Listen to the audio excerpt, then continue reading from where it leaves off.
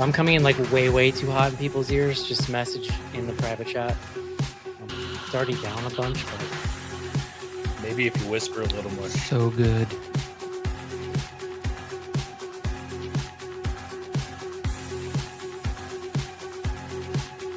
we will do a main event bumper schnars. Is there a word? No word. You didn't read the itinerary. Hello, everybody, and welcome in to the final episode of Bloody Good Horror in 2024. My name's Eric, and I'll be your host for this evening with a great big gaggle of people. And we're here to discuss the top 10 horror films of 2024. Just yesterday, we were talking about Night Swim, and now here we are. It's not on the list anymore, and we'll find out what did make the list, I guess. It made it a long time, though. It hung on there. First up, joining me from Indiana, please welcome Casey. Hello. Next up, from the Bay Area of San Francisco, please welcome Rachel to the show. Hello. Next up, from the same place, please welcome good friend Matilda. Hi, from a mile down the road. That's right.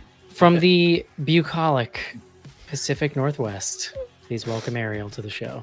Hi. They should hire me to do voiceover for like tourism videos. Yeah, they really should. You're selling Except for they'd all have the word bucolic in it. Every place is bucolic. You need to learn 3 more words. Bucolic downtown Chicago. Yeah. And Bucolic Detroit. last up tonight, he loves this show every year because this is his time to shine. He is the brain trust behind the BGH business. He does words. Mm-hmm. And at the end of the year, he compiles the votes. We do staff lists. Patrons have a chance to vote on their own list. John then takes it in like the human computer that he is and spits it out for all of us to enjoy. And we're here. We're here to bask in the fruits of his labor. Mm-hmm. Which I can just pause if you want to say any more nice things. I think you've had enough for this evening, Okay. John. We are live on YouTube. We normally go live to YouTube for our patrons who hang out with us. Tonight, we are live to the wider world. So if you are just joining us for the first time or it's been a while, welcome. If you like what you see, check us out on patreon.com/bloodygoodhorror, where you can get this live video stream every week. And if you work at YouTube, you could just put your finger on that algorithm for like a hot second. Like and subscribe. We'd appreciate it. That's right. Yeah. Smash Eric. that follow, subscribe button, Schnars, is what we're trying to say. John, are you as turgid as I am? So, sorry, I just hurt myself trying to subscribe to the channel, but otherwise, You're I'm not supposed feeling to hit great. it with that. You don't need that to hit it. Are you ready, John? I am. All right, well, let's take a quick full staff. break. Let's take a quick break and count down the top 10 horror films of 2024. This is it, Jennifer. Your big break in TV. From the prime time. Main feature. Eric, are you nervous? Because I feel like this is the most people we've had on the show at one time. Years. I both love and trust all of these people. So no. Oh, wow. I'm probably going to get to talk Six less than I pros. normally do. I'll probably get to talk less than I normally do, That's but hard for you. I've been working through those emotions, so I Yeah. think I'm all right. I took like 3 gummies. I can help you out, Eric. Yeah. Take us away, You guys ready? You ready to do it? Let's do it. All right, so let's just start with a little scene setting. Let's table set. Eric, very helpful sort of overview. We have compiled the votes. This year, I would say we narrowed the field of what I would call the BGH staff vote. So we had nine ballots cast. It's actually the lowest we've had since I think like 2014.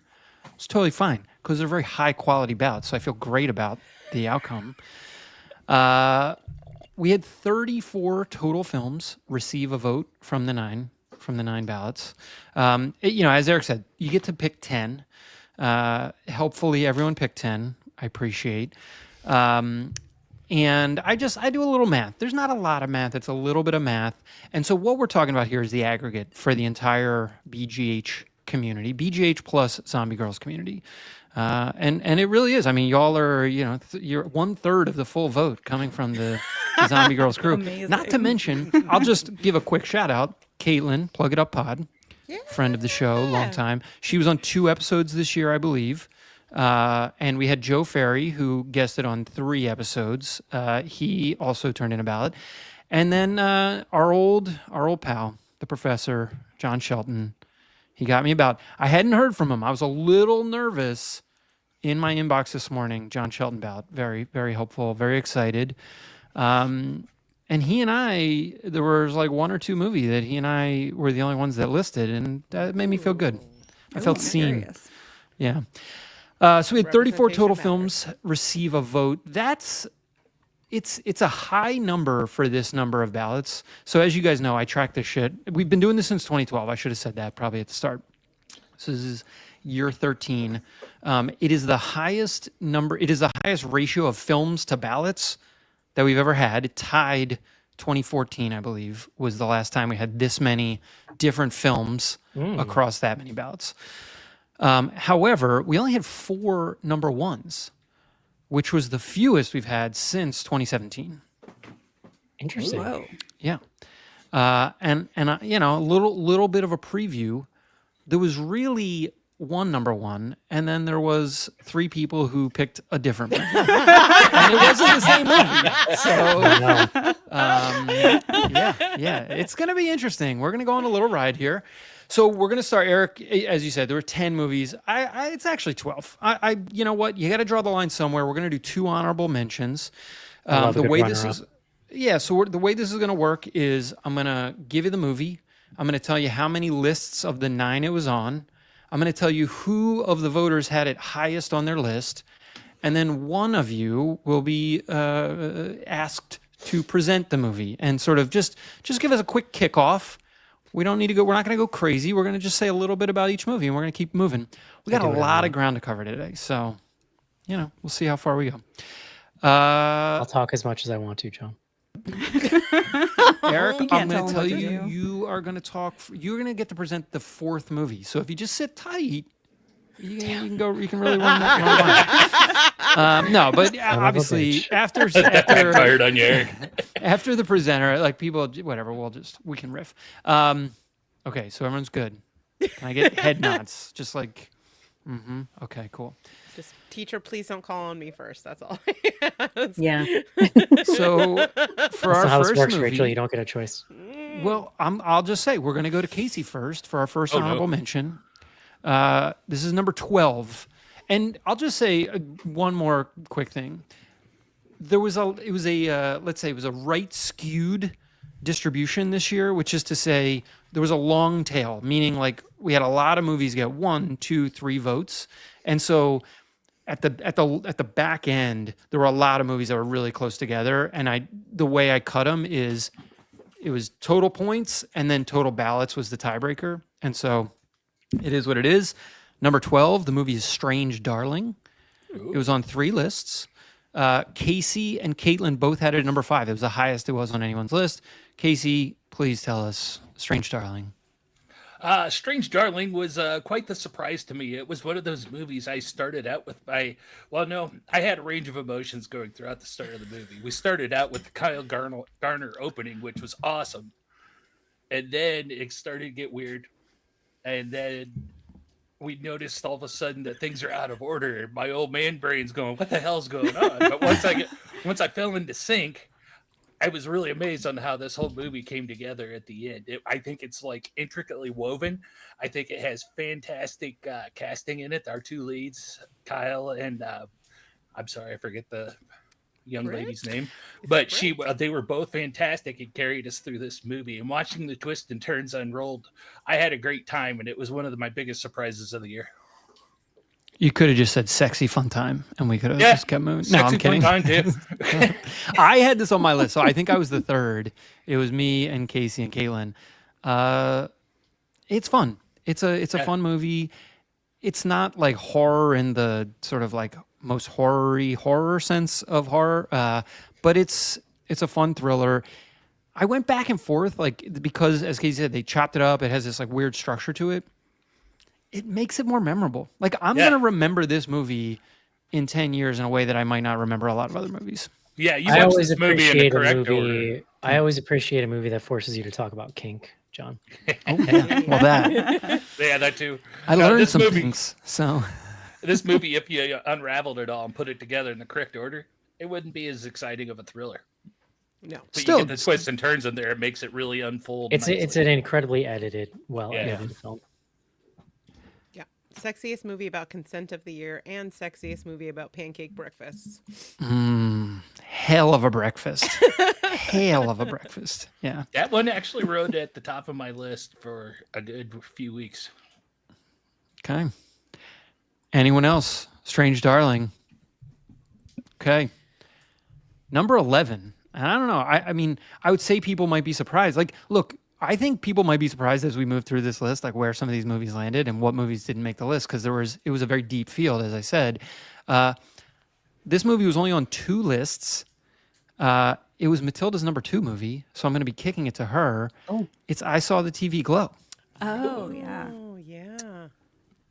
That's right. So this is the Jane Schoenbrunn movie. They had their first movie, We're All Going to the World's Fair, really left a long impression on me. I know, Ariel, you also saw this and like a lot. Yeah. And It's this one honestly, it was like really right at the stuck with me. Yeah. Well, I think it's one of those movies where like maybe it didn't make a huge impact at first, like as soon as you're done watching it, but you just keep thinking about it. Like I've been thinking about that movie for months now. It was like number 11 on my list and I kept like flipping it back and forth, like putting it on there. And I think the only reason it didn't make it high on my list was just because I was very much like a mood watcher this year, and that it was like so anxiety inducing and depressing that I just didn't quite make it. Oh, Yeah. Yeah. I thought it was so like beautiful and affecting, this movie, and I could not stop thinking about it. Matilda, I had it at number warmly 4, for years. Yeah. There you Oh, go. nice. so I'm with you. That was actually my number 10 until I saw Nosferatu yesterday. Oh.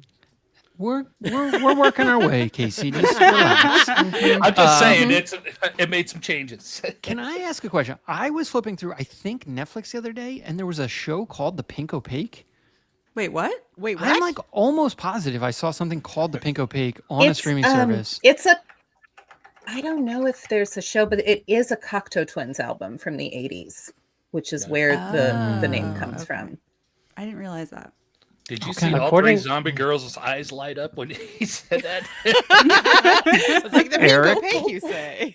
According to the IMDb, there was a film in 2020 called that. There you go. On- That must be on what it its is. page right now. Oh, It was being served It's to called me. Pink Opaque, not the Pink Opaque. Yeah, it did not have the. You're right. Yeah. Oh, interesting. Wild. I was like, wait, long what? tail of the Cocteau Twins. That's all I'm saying. There you go. Yeah. Okay. Wild. We're gonna move. Let's move into the top 10 here. This is official. Like every other movie this year, we're gonna forget going forward. But these, no, I'm kidding. That's just I'm trying to. I'm build pretty it up. surprised. I feel like maybe there's nothing that would surprise me if it didn't make the list, only because there was so much good shit this year. But I guess I expected TV Glow Yeah. to be on there. Eric, Shame you're on in the for lot of you're you, in for a except long Matilda. night. I'm just That's right. settle in, my friend. It was nice being on the show, everyone. Enjoy 2020. No. Come on. So we're in the top 10 here. Number 10. This was also, Matilda, you had this highest on your list. It was only on 3 lists. It actually, I should say, this was tied with TV Glow, but it was on more lists, which is why it gets into the top 10. I'm actually going to ask Rachel to present because you had this on your list as well. The movie is The First Omen. Oh yeah. Wow. Yeah, I know. I understand this is Wild. kind of a controversial take, especially considering it came out the same year as Immaculate, which has a great ending, but I think kind of serves to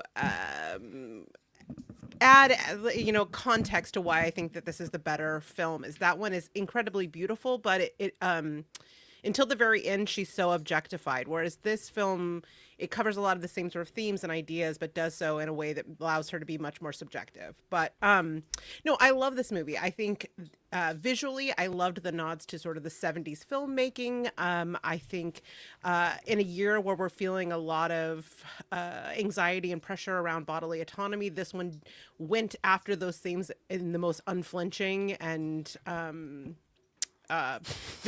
on-screen way, shall we say. Graphic. I was going to say graphic. Graphic, but yeah, sure. yeah. And I just think that Nell Tiger-Free is incredible in this. She gives like one of the rawest and most sort of uninhibited performances of the year. Yeah, I just loved this movie, and it's one that I find myself thinking about regularly after having seen it, and that's one of the things that kind of like keeps something on my list or not, is if it stays with me. Like there's definitely something on the list that if I had waited 2 hours to send, probably wouldn't have been. But this one has been here for several months and like kept that staying power. So yeah, love this movie.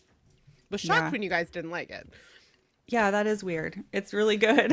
And honestly, for the image of like the demon hand, coming out of her alone, it's a great movie. Just that image. I think will I be with me saw. for years. I think I saw Immaculate first, and that might be part of it. That I was like, I mean, I've seen this. Like, I'm good. Yeah. This Well, one doesn't have we to be watched this on similar. video. We did not get to this in the theater, which it is what it is. It has a lot of impact on IMAX. Yeah. I don't know if I Yes. can handle that hand. Yeah, Ariel's talking about. birth jump scare is always a good time. Yeah. Yeah. This was a year where I had basically decided I was out on prequels, like full stop. But this is a good movie. This is like, the exception that proves the rule, at least at some level. Yeah. I mean, I think it's one of the rare sort of prequels that not only doesn't necessarily break canon, but recontextualizes the film that follows it in interesting ways, like changing the fact that the Jackal was actually her father, not her mother, and how the church used that information to manipulate and vilify women. I don't know. I just think there's a lot of interesting sort of subtle things that are happening in this movie on top of vagina hand. In full transparency, if you were to list 5 different scenes and ask me if it came from Immaculate or this movie, I would get 3 maybe. I mean, Probably are there not. barely obscured gauzy titties? Because that's Immaculate. Nun showers? There's some Is there key elements. holding someone and pulling them away from the car wreck? And I mean, that stuck with me. Okay, number 9. It's Eric's time. It's Eric's time to shine. Because Eric, number 9 is your number 1 film. That is Terrifier 3. That's right. He did it, guys. He did it. You're unmuted. I'm just going to let you know. What I said was heathens, and then I said, I'm just glad I made the list. Watching Terrifier 3 with an audience full of what seemed like a good 70% normies was a joy. It was the biggest horror joy I had all year. Like, I was legitimately giggling in the theater, and there were like a couple broccoli-headed teenagers next to me, like losing their fucking minds. Like, Pale, they've never experienced anything like this before. It's a goddamn delight. The idea that they made a third one of these movies, like somehow now it gets a wide release after 3 of these things, when the first one was just like direct to whatever. I think the films are gleeful and fun in a way that few things are, and very like unapologetic. And I like that. I also just like that guy as a filmmaker, because I feel like a lot of filmmakers who make this kind of stuff like to go be like very edgy social media personalities and like sort of they dig the sort of controversy of it all. But if you've ever seen his online presence, Damien Leone, we said his name wrong during that episode, didn't we? Yeah, I think you told me it was wrong. It's Leone, right? I believe. Leone? Yeah. If you ever see him out on like social media, he's just like a nice, chill dude who's just having like a lot of fun. And when people hate on him, he gets a kick out of it. So I just dig everything about it. I love it. Art the Clown. Art the Clown's great on social media too. The only movie David that Howard Martin. the only movie that almost got me to spend $40 on a popcorn bucket this year. You If were, they you- had we went over you looked this. at that If they- real hard. If they had had it behind the counter, no. If they'd had it behind the counter, there's no doubt I'm buying it. Like, we covered this because they made me pre-order it. I was like, no, but just amazing. Well, it was like pre-order it and they were going to send it to you 4 months later, wasn't it? Yeah, 4 or ridiculous. 6. It was like Yeah, April. Yeah. Nice. And John, you even enjoyed Terrifier 3. So, I feel like, which is look. a testament to this film. This was a movie that was on the end of my list right up until like this week, and you had to make some hard calls, as you said, Eric. There's a lot of stuff this year. Once I saw it, it was a clear number one for me. Whereas I had been juggling back and forth between a few, and once it was there, I never questioned it. You saw that with the lady come out of the bathtub, and you were just like, "Yup, that's it." Got or like me. the chainsaw scene. That was pretty good. Honestly, I shocked myself because this was my number 5 on my There you go. list. You were on that show with us, right? Aren't you Yeah, I personally was. And when you made guys invited me to do watch like Terrifier? Terrifier 2, I was slightly annoyed because it meant that I had to Displeased. go back to watch Terrifier 1. And I don't like that movie that much, but Terrifier 3 was such a good time. And all of the sort of scuzzier elements from the first one that maybe I wasn't as big of a fan of are not present in the third one. But it's just like wall to wall, really fun gore. It's pretty scuzzy, but I understand what you're saying. Yeah. But it slightly different also way, though. it's sort of perfect. It takes the like dark scuzziness of the first film, and then it takes what made the second film, even though it's a mess, fun. Yep. Which is they just amped up this thing where he's like a little rascal. Yeah, like he's just campy. an incorrigible little scamp, Yeah. Like, and they basically took both of those things and cranked them up to 11, and it's like it's pitch perfect. It's perfect. Yep. He's I a totally real stinker. That I've yet to see these movies. I've seen All Hallows Eve now, and I am working my way through. I know. I'm gonna watch them. I actually have a date on the calendar. I'm gonna watch the first Terrifier.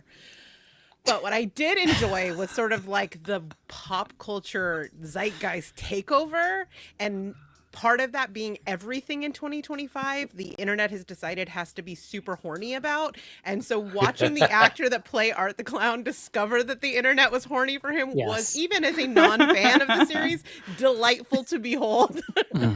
Yeah. Because Good stuff. It's a thing. I also would say, even though I didn't put it on my list, this is like potentially the movie that lasts the longest. Like, again, I just, depending on where this series goes, like the cultural impact has been very high, especially don't if you forget- go to a convention. It's like nonstop Art the Clowns. It's like all that's. He's at so the convention. iconic looking. There I was get also it. that really fun twist of the Joker sequel flopping, and so it ended up being Yeah. number 1. So we get a That was week. wild. I get a week where like people were asking me about Terrifier. Like that's my Yeah. favorite thing. Yeah, it was just a blast. Number 8. This film is on 5 lists. I'm actually going to present because it was the highest on Caitlin's list. The movie is The Devil's Bath. Oh, okay. Ooh. Yeah. It's a really wonderfully crafted film. That's what I would say. This was on my list. I think I had it at number 9. Yep. And we discussed on the show, which was only a couple weeks ago, period horror. Very, very Very fun. schmoozy. Always a good time. Yeah, one of my faves. And this thing, it's both slow but captivating at the same time. You were like living in we were just talking about scuzzy, Terrifier films. This is like scuzzy in its own way. It's scuzzy in the way that like people lived in the middle 18th century. And I wouldn't say it was like a lot of fun to see, but it's a really compelling movie. Mm-hmm. Yeah, Feel it was bad the movie of the final. It was the final entrant I don't onto know. my There's some other list. feel- It was the final entrant onto my list at number 7. Yeah. It's just, the fact that I liked it, I think, is a testament to how good it is, honestly. Well, look. Because it's not an Eric movie. Let's be real. Shout out to Caitlin because she really rode hard for this movie. Number 2 on her list. And here it is. Made the top 10. We almost didn't watch it. It was very close. Yeah. Yeah, it It's was such a literally good one of those movie. weeks where I was just too tired to decide and was like, just tell me what I'm watching, guys. There was a lot of back and forth between that and Y2K, which I don't know that there is a bigger discrepancy of Oh my God, vibes. yeah. So Yeah. yesterday, I pretty much last minute crammed. I went to see Nosferatu, and then I came home and watched Y2K, and neither one really did much for me. So, Oh, interesting. Were you at Yeah. least excited by the cameo? I enjoyed the Fred Durst of it all. Yes. Okay. So when that's the course. person who came out on stage in Austin, and it was like Elvis was in the building. The Amazing. screams that were scrumped when he entered in his neon ski jumpsuit and like danced around on the stage with a Rachel, bunch are of you like saying that 25-year-olds. history has proven me right? I mean, What I'm look, he's saying an is entertainer. nostalgia is a powerful drug. That's what I'm I'll take it. No, I'll take it. look, he's an entertainer, and it works in the movie. Well, whatever. We don't need to talk about Y2K at this point, but I loved when he sings. What's the goddamn song in the movie? Where I don't remember. the I cover remember yesterday. the cover that they did that was real famous back in the day. Eric knows. Maybe I Faith. zoned out. Yeah. Oh yeah, Limp Bizkit. Yeah. Yeah. Good times. Let's go to number 7. This is what I'm going to call the BGH Boys special Oh god. because it no. made all Heyo. three. It might be the only thing that made all 3 of our lists. I got to go check. But this movie's only on 4 lists, but it's on all 3 of ours. I had it the highest, but because I just introduced the last movie, I'm going to kick this to Eric, who had it at number 3. The movie is Alien Romulus. Ooh. Alien Romulus is so much better than it has any right to be. And I think, really, John, you're just going to walk away? Fine. It's log time. And the way I talked about on the show is like, it's a fascinating thing, kind of trying to hew the line between 2 worlds.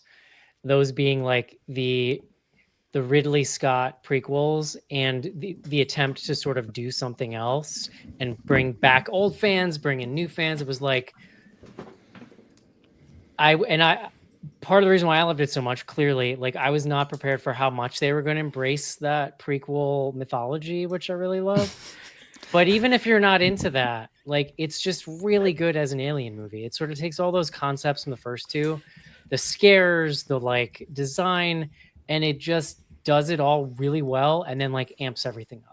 Like, what if there were 30 facehuggers flying at you in slow motion? Or like, what if there were like 100 xenomorphs floating in space in a tube and you shoot them, but then their blood is gonna kill? Like, there's just fantastic sequences.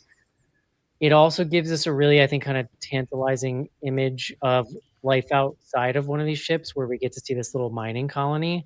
I think that little part is rich with both like character stuff, but also little teases of like the wider world, which I imagine is maybe something they're going to explore a little more in this TV series.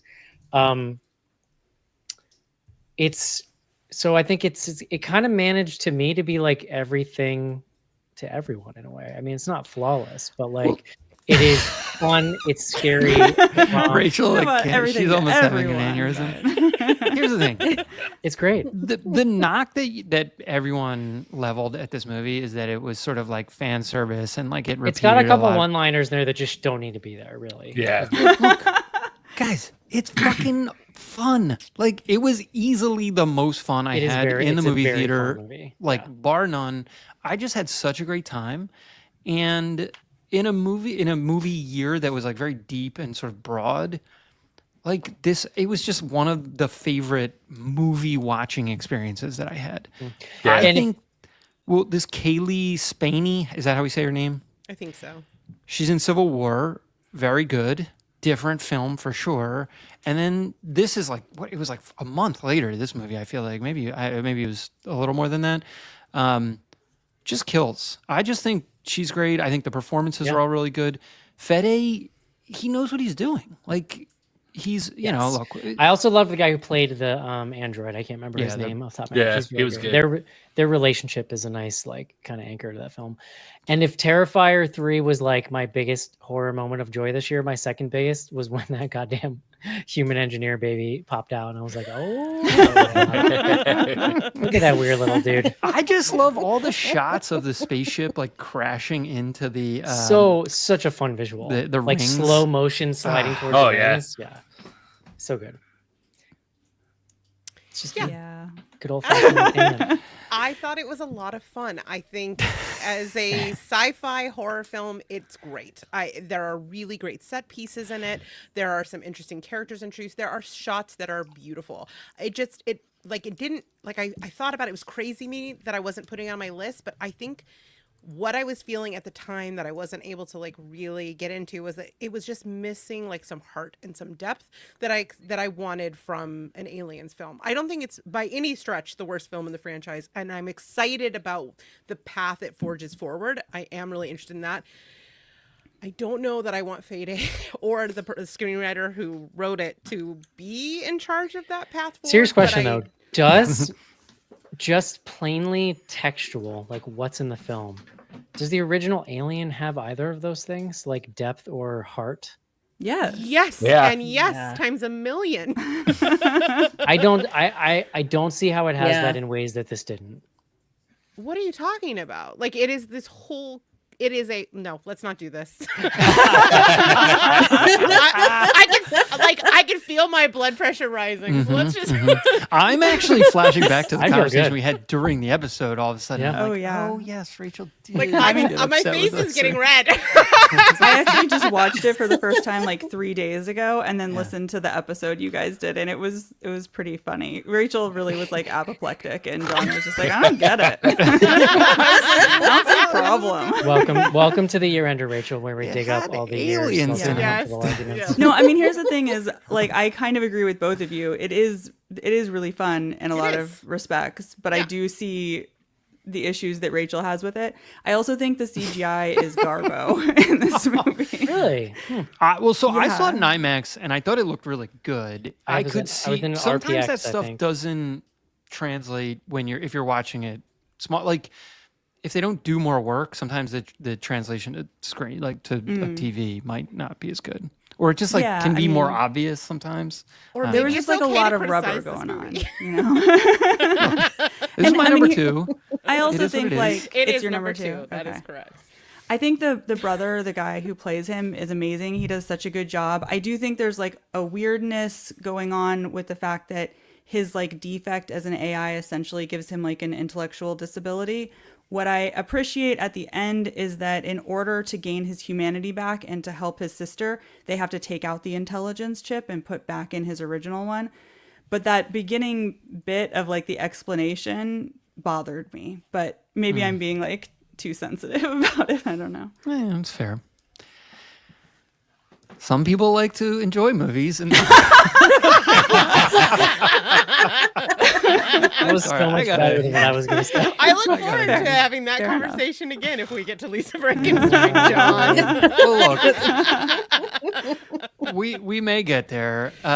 We're actually going to get to something more controversial in some ways, I suspect. Ooh. Before then, Uh-oh. our number 6 movie. Sweating. The number 6 movie, it's on 6 list. This is where I would say there's definitely like a break point where there's a top 6 here that had sort of more consensus around it, and you start to like get away from the longer tail that I mentioned. So this is on 6 of the 9 lists. Ariel, you had it highest on your list. The movie is Nosferatu. Oh, I had it the highest? At number Wow. 3, I should say. So no one had Yeah. this in there. Like no one had it 1 or 2. But Okay. yeah, I mean, Rachel is shocked, but I need to preface this by the fact that like I made my list last night at like 2:30 in the morning. So I don't know if everything's going to stay that way, but I really enjoyed myself when I watched it. And I think like if you pay attention to like if you know the earlier movie, then I think what's really cool about this one is that Ellen isn't just a protagonist at the very end of the film, but she Yeah. is the protagonist throughout the film. I think that her character arc and what it has to say about female sexuality and the way that women are oppressed, especially during Victorian times, but frankly today too, was beautiful Really? to me. And I also think it's like some of the beginning shots, which were all like drone shots, I think I didn't like those, but the rest of the movie is beautiful to look at. It's shot so well. I thought the monster himself was really cool. I loved the ending. I don't know. I was captivated by it. So I don't know. I've never really seen Lily Rose Depp in much of anything before, but I thought she was fantastic in this movie. It was nice to see her in something good because the last thing I saw her in was that HBO show that was like the worst fucking thing I've ever seen in my life. I didn't care for the movie, but she does give a great performance. Yeah. Yeah. I Very think committed. this is the reason it's controversial is because we all fucking waited around to see it and like held our list. Like, Yep. I think it would be very interesting to check in like 5 years and like retake everyone's temperature and like see where people land on this movie. I left it on my list. I had it all over the place. Like I had it pretty high, and then I was like thinking about it. And I'm like, I don't know. There's a lot of things when you think, when you step back and think about it critically, like that don't withstand like super hard examination. Yeah, That that's fair. said, it is gorgeous. Look, like I am like Robert Eggers' #1 fan. Like it's like even The Northman, which like I don't even know what the hell that movie was about at half the time. It was so fun. Like I had such a great time. I think this movie is beautiful. Here's one of my things, and I don't even 100% know if this is true. Like this is one of the, if I had more time, if it wasn't fucking the week of Christmas when they released it, I might have done some more reading or even gone back and watched the movie. I think he was probably too reverential of the original. I think there's a lot of like, there's definitely shots that are. Oh yeah, I- like the shadow work is definitely like. Can I- the directly shadows from were great. that Can I be movie. Eric for a moment? I was Get in sharing. there. I was Get sharing this in. with Rachel. I'm waiting for you. I've never seen the original Nosferatu because the one time I tried to watch it was when Joe Bob did it, and I was so bored to tears after 30 my minutes, gosh. I checked out. Yeah, I mean, dude, it's from what, 1922? The only thing or I knew something? about, Like, I knew that there was this famous like lawsuit from Bram Stoker's widow that like destroyed all the Yeah. original prints. There was like one print or something that survived, right? And that's like, so I sort of knew that. I did not realize how like whole cloth this is just Bram Stoker's Dracula. Yeah. So watching A this, woman I just won a court case and however many watching years ago. watching this, I just felt like I was watching a weird, bland, like warmed over version of that story. And I was like, except he had a mustache, and I didn't care for that. So I was just like, Well, it's why like am I Vlad the watching this? Impaler. He's supposed Yeah. to look like Vlad. No, the no, I Impaler. get. I Yeah. just, Yeah. I don't. I That was like, I'm- this I- is just the same movie. they put the mustache on him and they're like, we're going to win this court case. Don't worry. He looks nothing like Dracula. I feel so validated. You guys are finally talking about the mustache because nobody's been talking about it, and it's all I can think about is his mustache. I couldn't get past it. It really bothered me. Wow. It's Like, so they- silly. I Full enjoyed frontal it. nudity, and I'm like, let's talk about the mustache. Yeah. No, He's so swarthy. Swarthy Now, as Aaron Dracula Taylor of all time. Johnson's mustache. That's a good Th- mustache. This is really the revelation for me out of this movie is that he's just like a hunk of a man. That's the revelation. You didn't know that? I guess I wasn't really paying attention. He hadn't been watching the Craven, marketing That's right. campaign for the last however long. Well, it didn't do anything for me because my type skews more towards the original Nosferatu. Kind of like tubercular and mysterious is kind of My the type. center of my Well, type. It's a my weird mix here because he is tubercular. Like the character design, he's like both Say it again. tubercular, but then swarthy and like strapping. It's a weird combination. Yeah. I don't know. Like, look, whether or not he was overly referential, like it's definitely, it was a choice. Like he didn't just try to make a straight Dracula thing. He's like, no, we're gonna do Nosferatu.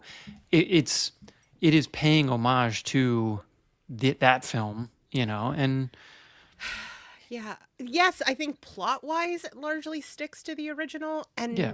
but it drops sort of what made Nosferatu have the lasting power that it has today. Because the story itself is kind of meh, but it was that German expressionist sure. aesthetic. Yeah. And I kept waiting. He never did the like full rise out of the I wanted more reference, to be honest, because by going into sort of a more realism place, which I understand is the Robert Eggers thing, I couldn't help but find myself drawing comparison to Bram Stoker's Dracula, and I'm like no Francis Ford Coppola fan, but like I think aesthetically And that movie is one just like superior. oozing style. Yeah. So for me, I was kind of like flat, flat, flat. This is so pretty, but flat, flat, flat. And then when he took liberties, and when we got into the like the sexual and like empowerment and ideas around consent and things like that with Ellen, that's where the movie kind of really saved itself for me. And this is the one that I was talking about. I think if I had waited a half hour, it probably would have been in my number 10 spot. If I had waited 2 hours, it might have fallen off. Like it's coasting on the Robert Eggers and Lily Depp for me. I don't know that it'll stick with me moving forward. It was horny in a way I appreciated. Yes, correct. Yeah. Like when Nicholas Hoult is getting milked, like that is very sexy. Yeah. I thought some Nicholas Hoult was noises. great in this as well. Yeah, he's really good. Yeah. You know, he's always a good Yeah. time, but I gotta say, Well, I'm kind of with Ariel that, like, for me, what really worked for me about it, and I think I was up at like 5 or 6 with this one, was not only how beautiful it was, even though his shots can be so perfect at times that I'm like, yeah, like AP kid. Like it's so cut it perfect, out. it's boring. You know, it's so perfect. I'm like, that's just rude. It's so perfect, that shot. But for me, there's something about thinking about vampirism as a plague that was a really interesting piece of this right now, with all of the rats and all of the plague pieces. And then Ariel, like you said, like if you want to make a retelling of a movie for me, then you're gonna go into the like medicalization of women's sexuality through history, right? And this has a lot of that. This has a lot of it. Yeah, all the stuff around mental health I thought was really amazing. The way that the doctors interact with her versus the men. I thought all of that was really impressive too. And I think just that she kind of like takes over and takes her power back at the end was really powerful for me. And that scene where she rips her bodice, I could watch that over and over again. Yeah, all the writhing and just a lot of writhing and back flexibility in this movie that was pretty impressive. Yeah, listen, I did think it was mustache will do interesting. that to a lady. Okay? I thought it was interesting the way that they repeatedly make sure to focus on the doctor's main form of treatment being bloodletting. Yeah. Which I thought was a very interesting kind of juxtaposition to like Dracula, who like that's his whole thing. Well, and their Watching them, like, diagnosis. Pip Cheerioing over her sick bed was driving me crazy. But their diagnosis of her, they mention it several times. She has too much blood. She's just. I know. Made me think maybe that's what's wrong with me, John. I mean, Eric, have you said that about considered? you, John. I mean, it's about 70 years too early for them to think her uterus is wandering around her body. But that's They put the corset on her. I thought that's what it was. They like do. her wilding out uterus. They didn't. Only for me, this one, that was more Freud. I put this in at number 3 on my list, and after I slept on it, I kind of wish I put it at like a number 5. I think the biggest thing for me, and I've heard a couple of you mention that it is flat. It gets a little dry in that late second act. And to me, as I watch this, I think that the period piece and the way it's shot is done so well that if he would have, instead of trying to make the vision of this movie wide to take in the plague-ridden city and stuff like that, and pulled the view in more closely and intimately to the households of Aaron Taylor Thompson, Count Orlok, Nicholas Hoult, and stuff like that, and kept it more narrow, it would have been almost a Hammer movie, which would have been great. Yeah. Well, because to your point, Casey, they don't like the rats and the plague. It doesn't really go anywhere. It's just the setting. It's a just bigger deal in the there. original. I feel. Am I right? I remember it being a bigger deal in the original. Yeah. It's been a long time. Kind of reminded me of, you ever play the game Dishonored? Yes. That like whole game is about awesome. rats and the plague. Yeah. Yeah. I did like, that was one of my favorite moments when the ship comes in And it crashes. then, although while it was happening, I was like, you know what's a hell of a film? Last Voyage of the Demeter. Right, which is a great example of what I'm talking about. Though I enjoyed that movie too. If you put both Very of these close movies in and front of intimate. me right now, or like watch another one, I'd go back to Demeter. And we can move on, but quick shout out to Eggers, who clearly has like some dudes he likes, and one of them is Willem Dafoe, Yeah. and the other Oh, yeah. one Love is that. what's his Yeah. name? Isaman or Ralph? Is it Ralph? The dad from The Witch, who's like one of the Yeah. other Yes, doctors. Yeah. British dude. Yeah. Yes. That guy's the man. I will just- say, John, since I didn't just get to let Willem say it, Dafoe ham it up. He was so He's such a- hammy. yeah, He was was such a great. weird little Amazing. guy in it. Yeah. I love it. Also, when he was walking next to Lily Rose, is he tiny? Oh yeah, he's real Yeah. short. He is like a micro human. He's adorable. I want to put him I in think my he's pocket under, every like, time. I know, 5'5". which doesn't it make the thing about the Short prosthetic king. penis even more shocking now that you know he's short? No. Wait, what are you talking about? But you know what? Can I, before we move on, I actually want to name the actual hunk from this. Have y'all ever seen Robert Eggers? He is No. oh, Let me see. I mean, I've seen a Google picture it. of his face. Yeah, he's I a don't know good that looking I- guy. he is a hunk. I've seen some interviews with him. All right. Yes, I see it. I see. Yep. We've I- named a lot of hunks. In Since this we didn't get to do a segment, show so- on it, I just want the record to reflect that I snuck 2 different drinks into this movie, and I felt pretty good about Yeah. it. I was very hydrated, It was and I one somehow water and a mineral water. I somehow still managed to like regulate my fluid intake, so I didn't have to pee during the movie, and it's Ooh, pretty that's a long. long one, so too. Impressive. Yeah. biggest better than I accomplishment did. of 2024, Right. I think. Everybody smash that subscribe button. That's right. Or else Like, that's wisdom, right. like how to For all regulate your your liquid urine. needs. These are the tips you can pick up on Bloody Good Hot Horror. urine tips. Not what you get if you Google that, but you will get them here. Oh my god! All right, guys, you know what? We're at the top 5. We're in the top 5 now. It's time to get real. We've moved on. To Eric's point, we did not review Nosferatu. We had to spend a little time. It's been reviewed. Here we are. Number 5. This movie made 5 lists. It was Caitlin's number 1 movie. Ooh. Oh, I here think I we know are. what it is. I'm intrigued. Ariel, I'm going to ask you to present this again because you had this highest of the 6 of us. And I'll just say Joe Ferry, John Shelton also both had this in their top 3. The movie is Oddity. Yeah, I knew it because Caitlin loved Oddity. Nice. Yeah, so I thought this movie was so creepy. I don't get scared easily. I mean, we've all watched a million horror movies. They usually don't affect me. But I watched this late at night while I was staying by myself in an Airbnb in this really old, like early 1900s apartment building that made tons of weird noises. And I watched it in the dark, and that tent scene scared the bejesus out of me. I like jumped, you know? It was... Was it hard that you had like a straw mannequin like in the Did you have a with you? Or? If there had been a trunk, I would have freaked Yeah. out, You run would the have opposite moved. way. Yeah, exactly. No, but I don't know. I thought it was really creepy. The golem was disturbing. The scene of like pulling stuff out of its head had me like so tense and on the edge of my seat. I think the Oddity store that the sister had was like really cool and got my imagination going.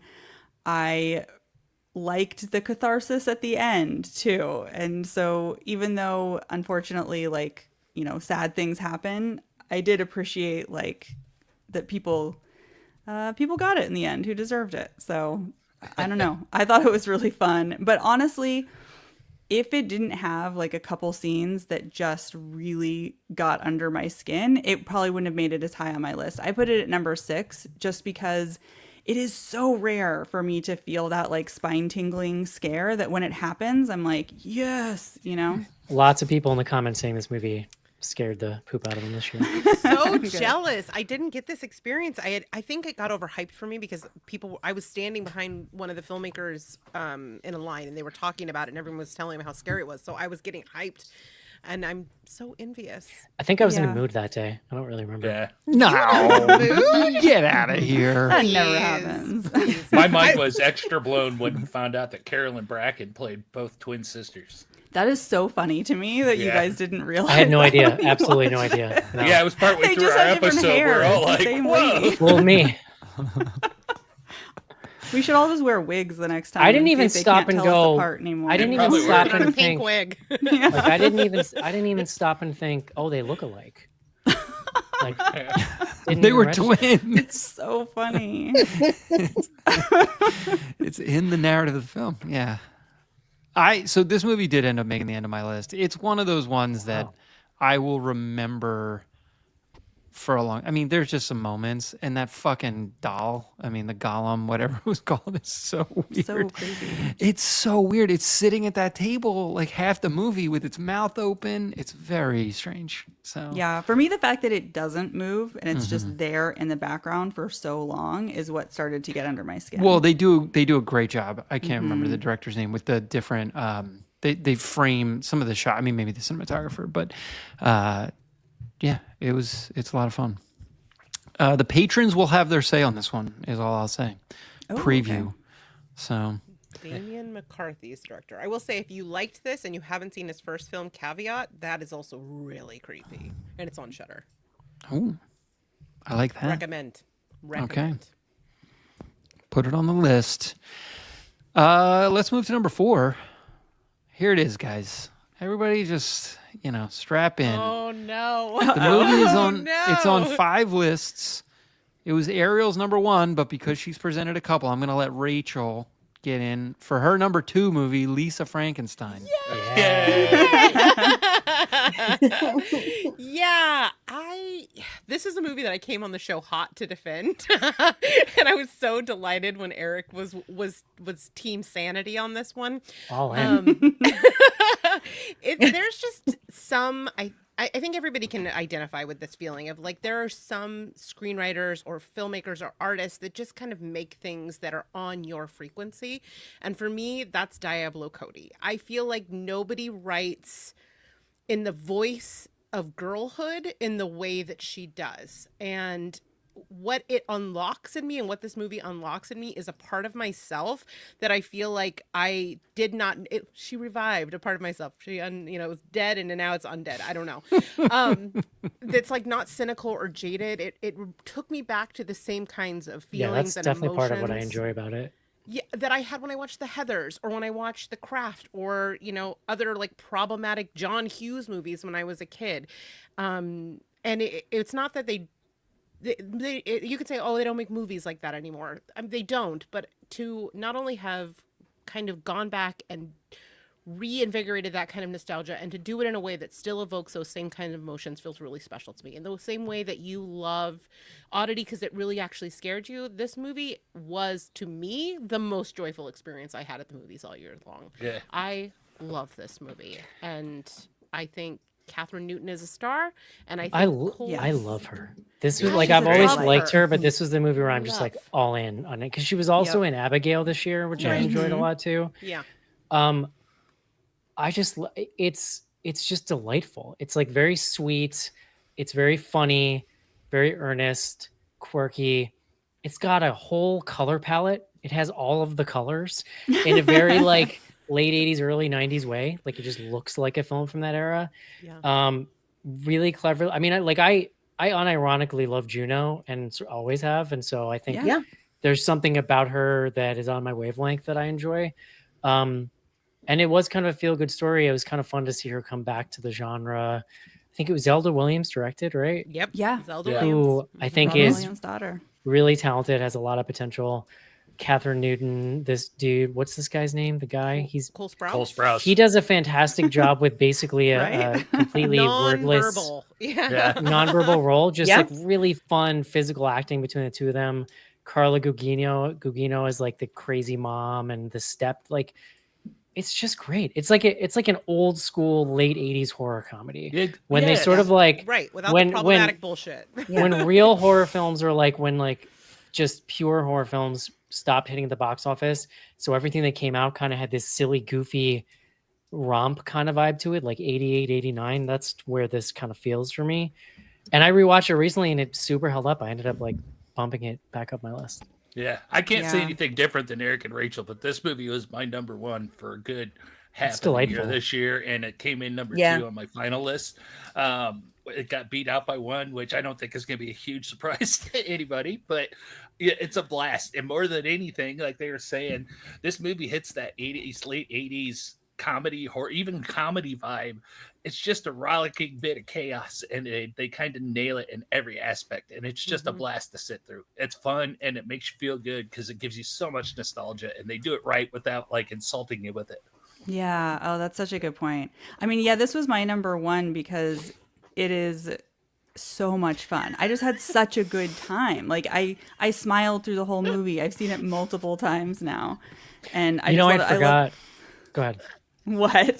No, I'm you just go. watching John die. Oh, I'm loving I'm this, talking yeah. about. You know what I realized? I'm the only. So this movie got 5 votes. It was the 5 of you, and I was Oh, me, that's You're and the one Joe, odd and man out. Caitlin, and How does it Sheldon. feel to be wrong, John? We're doing Yeah. another pod after Yeah. this one. It's called Anti Frankenstein. We long established ours didn't Some like of us fun. like to enjoy movies, John. Some of us can accept joy into our lives. I had nice. I had forgotten too about Good callback. Good callback. I give you that. the little animated bits were really neat. I had actually forgotten about those until I went They back. were. Yeah. I love that part It's of a it. fun bit of like contextual storytelling. Yeah. And even like the monster, like one, they have such good chemistry together. They're so much fun. But also his kind of Buster Keaton, Charlie Chaplin kind of vibe of like silent films was great. I love all the Bride of Frankenstein references. But honestly, like just the fact that you get all that nostalgic joy, like you guys were saying, but with 2024 levels of feminism was really nice. Yeah. And I think that one of the pieces that surprised me the most about it and that I keep thinking about is like the female solidarity between Lisa and Taffy, excuse me. They're so sweet together. And when you think you're going to get horizontal hostility, you get the opposite of that. And it's amazing. I don't know. Yeah. It's such a great movie. Yep. Yeah, I feel like this movie was like a corrective emotional experience for a person who lived through the 80s and watched a lot of these with my older brother, right? Yeah. And I know Diablo Cody has said that she wanted to make like something that was reparative in the like Build-A-Bitch kind of movie genre, like Weird Science and other things. But this one is so fun. And one of the reasons I really love her writing is because it's so sweet and sincere, and the main characters are deeply flawed, right? Yes. Like Lisa is kind of having some moments where she's kind of being an asshole, right? Like my other favorite Diablo Cody movie is Young Adult, which in addition to having the always sexy Patton Oswalt in it, has just has a character who could grow but doesn't. And I just really respect her as like a writer of female character. Yep. In movies. One of my and this funny movie is joyful. has one of my funniest moments of the year toward the end when they're out in the woods by the graves, and there's like a grave that's been dug, or maybe that's his that he came over. Yeah. Pop runs into the scene, yells at him, and he just picks her up and drops her. So good. John, give it another shot, man. You gotta come join us. I'm gonna try it again at some point. Don't worry. But are we ready to wrap the Cody friggin' love fest? I guess The love somebody fest has to portion? represent the internet tonight. Thank you, John. Yeah, I guess so. Look, I'm just thinking we got 3 more movies to get to. Actually, I just like to say that everybody in the comments agrees with us too. They're all loving the movie. All right, settle down, people. In the comments. It's a celebration. Okay, let's go to our top 3 here. This one's I'm gonna kick it to Eric for your number 2 film. It's very interesting. This happens almost every year where the number 2, 3, those there's like always some really high movies that don't get any number 1s, but they're very high on a lot of lists. So this is one of them. It's Longlegs. That's right.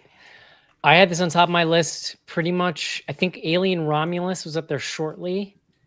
Then I bumped that back, and then I saw Terrifier, and it was all over. But Longlegs is just like a breath of fresh air. I think because Terrifier is, I would argue, horror comedy in some ways. Yeah. Which to me makes Longlegs like the straight up best, like straight horror film of the year. It is so bizarre. It's so bleak. It is stylish. I think it is an extremely confident film, which always really sucks me in. Like when I can just tell that there was a vision here and it was executed perfectly. It starts amazingly. That scene where like they're going door to door. Nicolas Cage, it's like he was born to play a fucking role like this. It's so strange. And I may be in the minority, but like when I was happy to go whatever direction he wanted to go in the third act. And I really enjoyed where it does go because it's just so out of left field and so unique. And I think creates a film that like begs for rewatches because it sort of reveals all this stuff going. First of all, recontextualizes everything, and then it reveals all this stuff going on underneath the surface the whole time. And I think that makes it a film with a lot of depth and with a lot of potential for like really fun rewatches. I loved it. It's incredible. It's creepy and scary and like just like wildly original. You haven't mentioned Micah, who is incredible, And she's great. Yeah. I think this is one of the best marketing campaigns of the year. Yes. Oh. Yes. Yeah. Oh, Remember, yeah. I saw a trailer with a different name on it. You're still the Yes. only one who's seen this trailer, as far as No, I am aware. Someone else saw it or something. It was I don't know. you. I remember and reading about three other it. people in It the was spooky you theater. and some guy that left something on his stove and had to leave. No, that was Cuckoo. No, you're right. Because the thing about it, it was really cool that just from a marketing business perspective, yeah. But what it ended up happening is it created the movie going, like it became an experience to see the film in a way that other films, like you could be excited for them, but it built anticipation in a way that when you sat in the chair, there was a different kind of excitement that I haven't really felt in a very long time. This is a masterclass in marketing and shows that it Part can of be it is an value anticipation that the Yeah. marketing builds up by being so mysterious. Yeah. And you know don't Nicolas what you're getting Cage. into. You know Nick Cage is in it, so you're like, whatever he's going to be doing is going to be fucking batshit crazy. Yeah. But also, he's with like a legit filmmaker, so that I think was the promise of that film, like taking his bizarre lowbrow antics and filtering them through somebody who actually knows what he's doing, and like that's I think where it delivers. Yeah. But to my point definitely. is it shows how marketing can have a value add that outside of just like bumping up the box office sale, but actually add to the experience for the film watcher, which I Creating the think mystique that you walk into. Yeah. Yeah, I think Osgood Perkins is like a master of creating sense of dread. Like that's true in this. It's true in what is that? The Devil's something. I can never remember the name of it. Daughter. Blackcoat's Daughter. Thank you. And even in that Gretel and Hansel movie. No, that's the one with Yeah. with Hawkeye. Yeah. The not sugar that sickness. One. Yeah, not the sugar sickness one. No. Gretel I and love- Hansel. Yeah. The Gretel I and love- Hansel one. Yeah. I love Gretel and Hansel. That movie's great. And I think what's interesting though is he can create this very like dark dread, like dripping with dread kind of vibe, but he infuses it with enough camp that it becomes not an ordeal to endure. Like there are moments of laughter in this movie, and I don't know, and it's a perfect balance of tones and unapologetically horror, and having Micah Monroe, who I think is one of our modern scream queens, really being incredible in this, soulful in this. I don't know. This was one of my favorite movie going experiences. I think that the finale of that movie, when they're in her boss's house, is like easy top 5 scene of the year. Like one of them, when he answers the door, and just from his demeanor, you can tell they're already in it, or in the like trance. Absolutely fucking terrifying. His acting in that scene, like he steals the show in that one scene. It's incredible. And as well as and he's like a person who plays her soap mom. opera actor. Yeah. I saw Nosferatu yesterday afternoon to get it in time for submitting my ballot. We got the trailer for Oz Perkins' next movie, The Monkey, coming up based off of Stephen King's story. But the whole crowd, it was great because it was a red band trailer.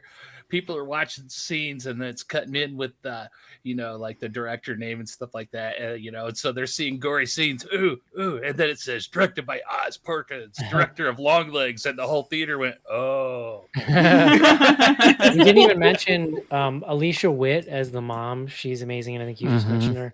And then Kieran she Shipka. was awesome too. Kieran Shipka in this Oh. side role. Well, that Like, her Chosen. one That's right. scene in the asylum is just wild.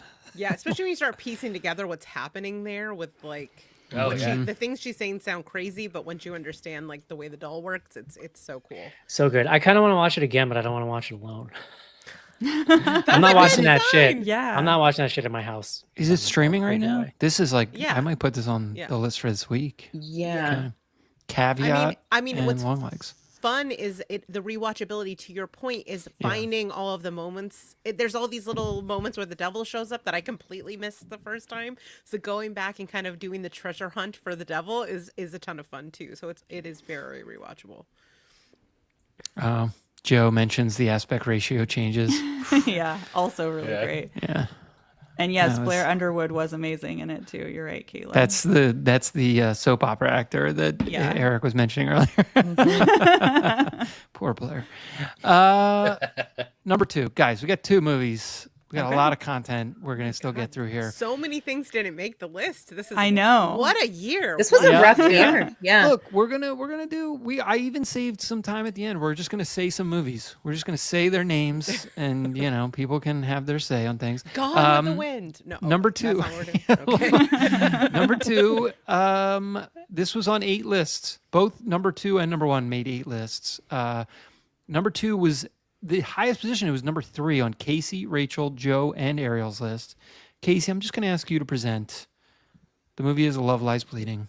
Ah, yes. Love it. Love Lies Bleeding. Its horrorness is probably a little tangential, I'd say. Right? It's body horror. thrillery. If it's on the it's ballot, thriller. It was on the ballot. I left it. We will Yeah. not litigate this again. It's horror. No, this entire movie is all about Kristen Stewart and Katie O'Brien, and what a story of these two and their whirlwind love life as we watch from the beginning as it kindles and builds and spirals off to its crazy ending, and it's just Slower, so more good to sensual. watch. It's so Katie horny, I O'Brien. love it. Rachel and I had a bonding experience over Katie O'Brien, I think, on this episode.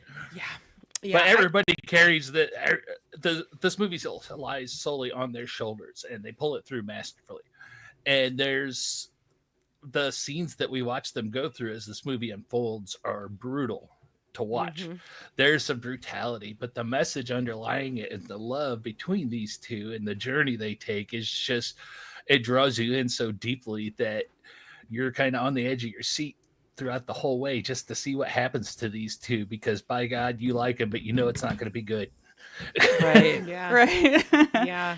Oh, I love this movie so much. It was really high on my list too. I mean, the director Rose Glass is like a favorite of mine. Saint Maud was one of my favorite movies the year that it came out. And I think like I love Bound so much, but I don't think I realized quite how much I needed another lesbian erotic thriller until Stealing this my movie comments, came yes. out. And my thoughts exactly like Be Gay, Do Crime, the movie. It's so good because, like, on the one hand, you have this amazing chemistry between Kristen Stewart and Katie O'Brien, and the fact that we're getting like real lesbian sex on screen, which basically never happens. And it's hot and amazing, and I love it. I just cooled down, y'all. But also, like, the crime and the murder elements are really great too. And the fact, I know some people may not consider it horror. I think the ending puts it in that category. But the other thing I think is that the steroid injections and like the addiction growing over time and the way that Requiem for that the is Dream. shot. Yeah. Coded. And the sound of the veins growing, like that's all very body horror to me. Yeah, So, there's body horror elements, and it goes to a fantastical place. yeah, exactly. You know, in a magical realism way that. Yes. Yeah, it totally works. I love it. Also, It's so Ed good. Harris eats live bugs. Like, that's Yeah. horror. Come on. Yeah, it's the Ed Harris of this. hair. Yes. Thank you. Thank you. Thank you for speaking the truth. I appreciate it. Yeah. Speaking Also- truth to power Yeah, he Horniest was And there speaking- info. on that Yeah. skull. Speaking of hair, I would assume that this movie is the origin story of how many like femme mullets I have seen roaming around my world. I would Because they assume saw the Ed power Harris of the and were hotness like, of this movie. No, is Kristen that. Stewart. Kristen Stewart. The other one. Yeah, Portland is You full know, of the mullets North now. Star of all dykes is definitely Ed Harris. I've been saying that. It's for cool. It is like the world is just like teeming with like naturally textured mullets at this point. Yeah. That Oh, is interesting. true. Yeah. I mean, that has had some life cycles. There's an L word era. I don't get out that much, so you guys have to keep me up to speed on what the Portland lesbian scene is about right now. I'll take you to some lesbian bars in New York when I come back, John. All right, Go on a tour. you're picking next time. Yeah, let's Okay. go. And I also found out in the course of this episode on Love Lies Bleeding that Katie O'Brien was a police officer in Carmel, Indiana. That's We like don't 20 like to minutes talk from about me. that. We don't like to talk about that. She may have pulled me over at some point. This is what I'm trying to say. I mean, if she wants to put on a uniform and pull me over, I'll be like, clink, clink, clink, clink. Sorry, we got to move on. Guys, Rachel's look, turning red. I think that we can keep the horniness moving. The number one movie of the year, I assume everyone can guess it at this point. It only made 8 lists. We can talk about that if we want. I'm not going to shame anyone, myself personally, but it was number one on my list. Rachel, Casey, John Shelton, Matilda, Joe. Matilda, I'm going to ask you to present. You get the honor, the substance. Oh.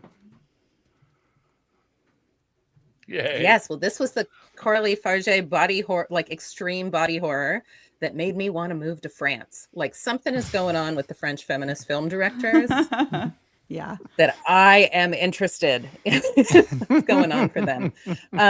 This is a pretty extreme body horror movie. A friend of my mom, so my friend's mother, I don't know if I told this story on the podcast before, said, I think I made a mistake because she and her friend went to see that new Demi Moore movie without knowing what it was. Oh no. Nice. They got a surprise. Yeah. Mhm. Oh my God. Yeah, I think they were expecting like a ghost situation. It's not that. The demi octopus or whatever we call that thing at the end. Yeah. Yeah. But this movie just has layers. It has like the color pieces. It has it's one of those movies like Nope where you could watch it over and over and over with a different and write a different dissertation every time. Yeah. About this. Yeah. It's so compelling. It is so satisfying in a good for her way at the end. And it's got all the eggs.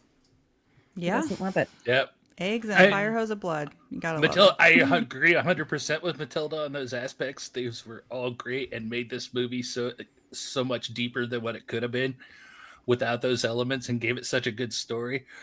But it's also got top-notch body horror all over it. We haven't had good body horror in a while. This good body horror. It takes it to a level. I mean, this is like this is my genre in a lot of ways, like my subgenre that I I worship at the Cronenberg altar, and like this goes to a level that I don't know. You just don't see. You don't see on a big screen, especially when you get the what did we end up call? What did they call the combined monster at the end? You know, there's like the title. Eliza Sue. Yeah. Like when you get to that moment and it's out on the stage and there's the topless dancers behind it, it's just the wildest thing you can see in a movie. Yeah. It's crazy. And the boob hit the floor. Yeah. Yeah. Oh my God, when the boob comes out of her face, I Yeah. was like, oh, so this is what joy feels like. And now I understand. Yeah. Okay. God. This Yeah. is it. This is a 10 on the happiness scale. Yeah. I will say this was Matilda and I saw a screening of this. We didn't know we were getting ourselves into. We had not seen reviews, and neither had anyone else in the audience. And everybody looked like someone had walked down each aisle and just slapped everybody in the face. They really did. Everyone just stood like shocked and milled around in the lobby after the movie because everyone had to like talk about it.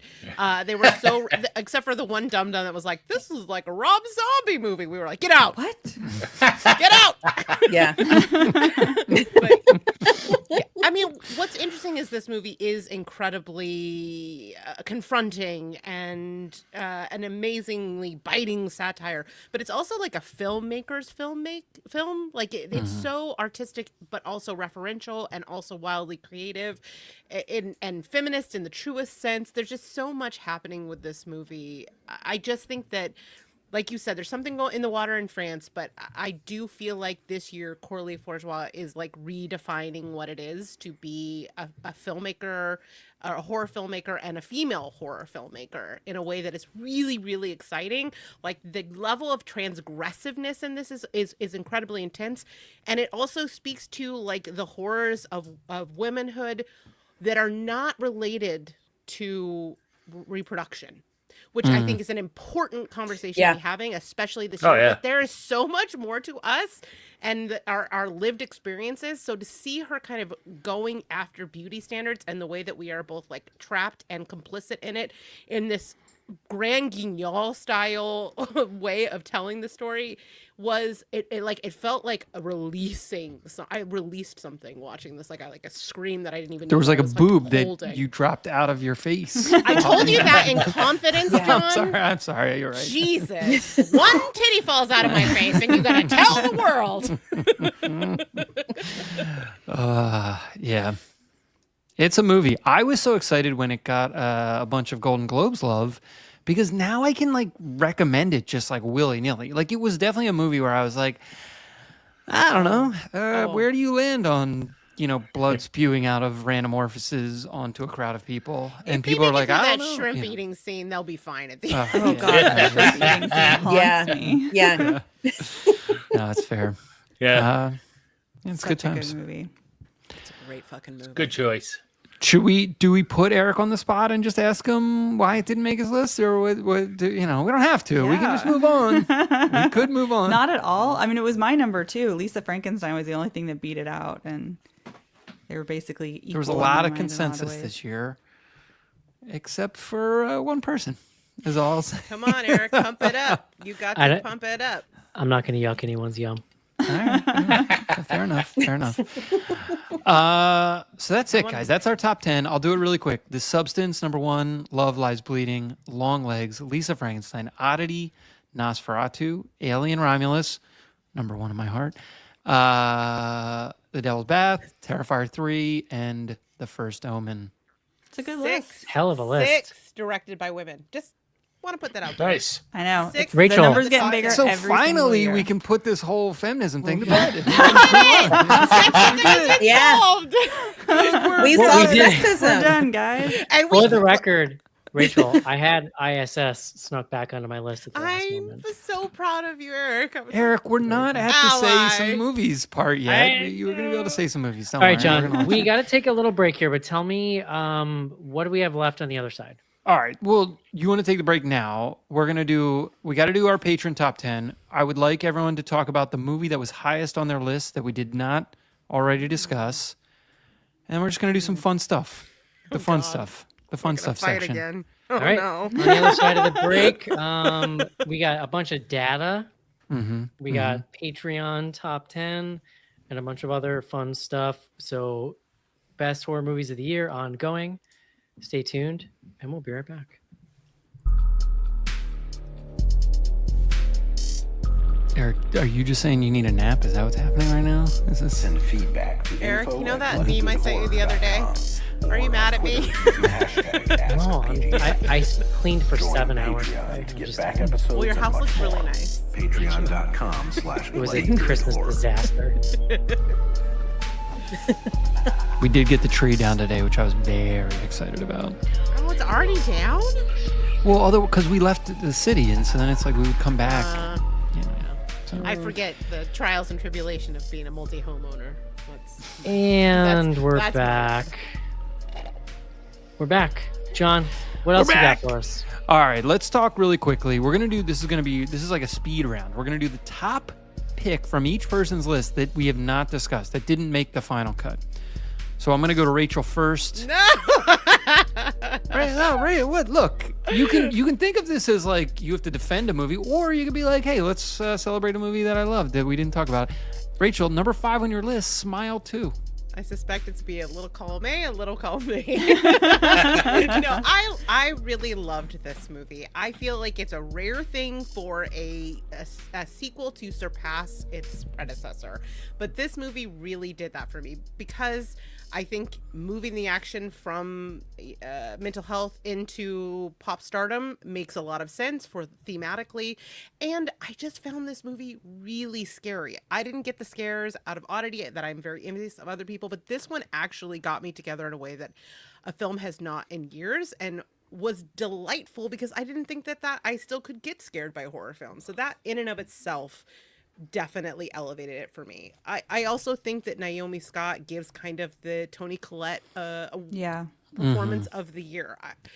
Whatever you think of the film itself, inarguably she gives a stellar performance. That camera is literally inches away from her face throughout the runtime of this movie. It's very subjective and that we are seeing this broken world through her perspective, and like I feel gaslit as the audience, and I think that's the point of it. So I don't know, I stand by what I said before. This is the scariest movie of the year by a mile.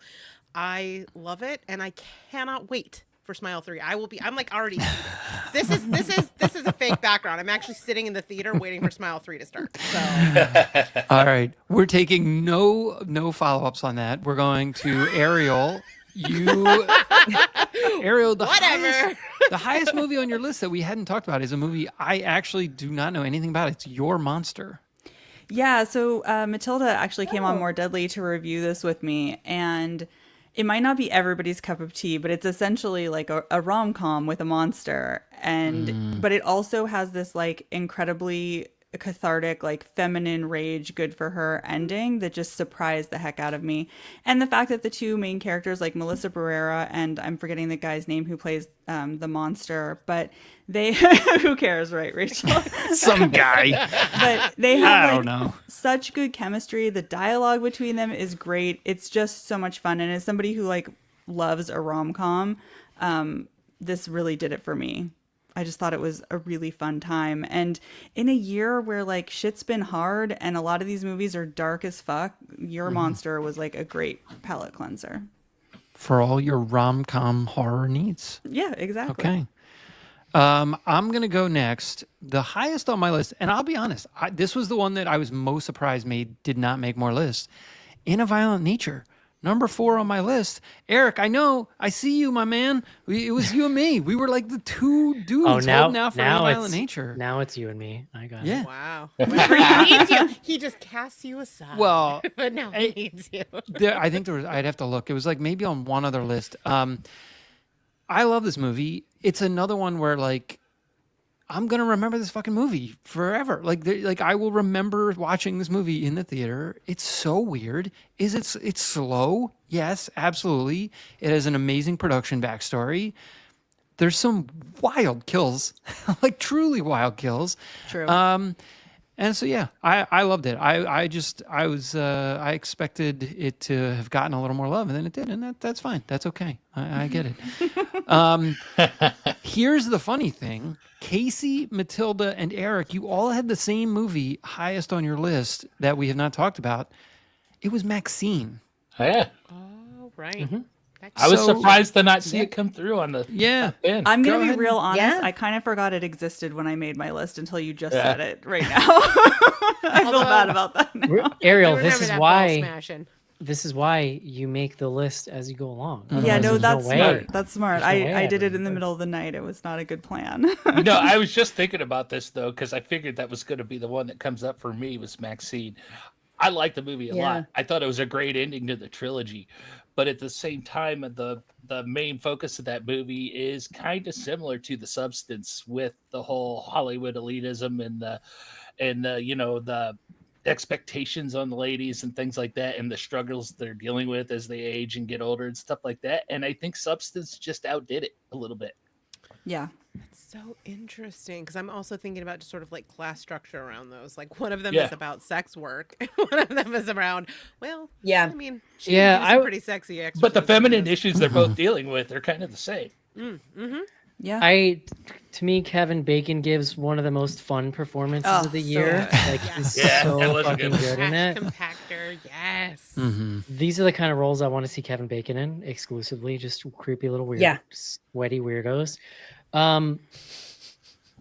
Yeah, I enjoyed it as a send up of all those kinds of things that it's doing. I think it's Yeah. interesting the way he made 3 completely different movies Yeah. with essentially the same storyline. It's kind Well, of it's fascinating. interesting too because X and Pearl both had strong showings in our top 10s when they came out. I think Yeah. they were both on the top Yeah. 10. weren't they? This is This my year favorite has of the just series. been- I think I said that when we did this on the show, which I think is probably a not very popular opinion, but this was my favorite. This was very much for me. Everyone in this movie is great and having the best time, you can tell. Yeah, it's And really for me, fun. like the way my heart sang at that St. Elmo's Fire needle drop, just Yeah. like kept pushing it, kept it at the place on my list where it just lived, which I think was like at number 4 or so. That's one of my all-time favorite movies. So, you know, St. Elmo's Fire? Oh, all right. Yeah. Like, wait, what movie are we So talking good. about? Okay. So yeah, that's Pablo it for us, saxophonist. guys. We are going to move on to the real stars of this show, the patrons. I really hope the Alright. patrons came for Cuckoo because that's crazy that It was number 9 on my list. We're gonna come back Yeah, to mine Cuckoo. too. Don't And worry. I just watched put it a last little- night. I put a John. little pin in Okay, Cuckoo. okay. Wait, are we still Yes. are we doing any more that like missed? Because I was gonna say Yeah. one, what would have been really high on my list, but I think we collectively, it was like the one thing we did this year that we decided to strike from the ballot is Civil War. No, we left It's it not on a the horror ballot. movie. Oh, that was No, on you my told list. me. No, you told me it was not going to be on the ballot, John, or I would have had it on my list. If you had looked at the ballot, Uh-oh. you would have known that it was on the ballot, but that's fine. I Controversy. distinctly remember a conversation That's my where number everyone 6. said, where everyone Are said mommy and no. daddy fighting, guys? Matilda Daddy did and Daddy have are it pretty high on fighting. her list. Well, my list is counterfeit. I then. don't know. Okay. I didn't. All right, we'll do the whole thing again. We'll do that. We'll record next week. It'll be fine. This was just the trial run. It's fine. I'll drink less so- wine. The patrons, we love them. They keep Some the more show than running, others. and this is their time to have their voice heard on the show. So we had 48 patron responses. This is the exact same number of votes as last year. Actually, a different Nice. group. I did a quick spot check. Some different folks. So big thanks to everyone who voted. 49 total films and 15 different number ones, Wow. including one very special voter who put Frankie Freako at number 1 and didn't vote for any other movies. So Wow.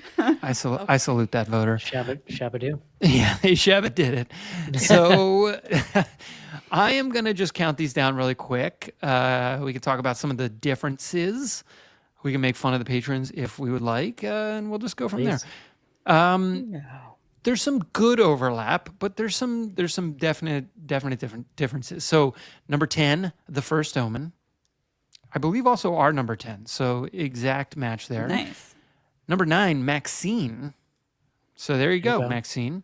Number 8, Heretic. Oh, Wow. Oh my god, I interesting. completely forgot about that. Heretic was on my list briefly and then got booted. Yeah, Heretic was the Heretic, and actually number 7, which I'll just say was Late Night with the Devil, were the 2 movies that had the biggest swings. Like they were not on the staff lists. I mean, they were on a couple staff votes or staff ballots, but pretty high on the patron vote. Here's where the patrons really shine, though. At number 6, In a Violent Nature, Chef's Oh, yeah. Kiss. Thank you, patrons. We see you. We love you. Number 5, Strange Darling.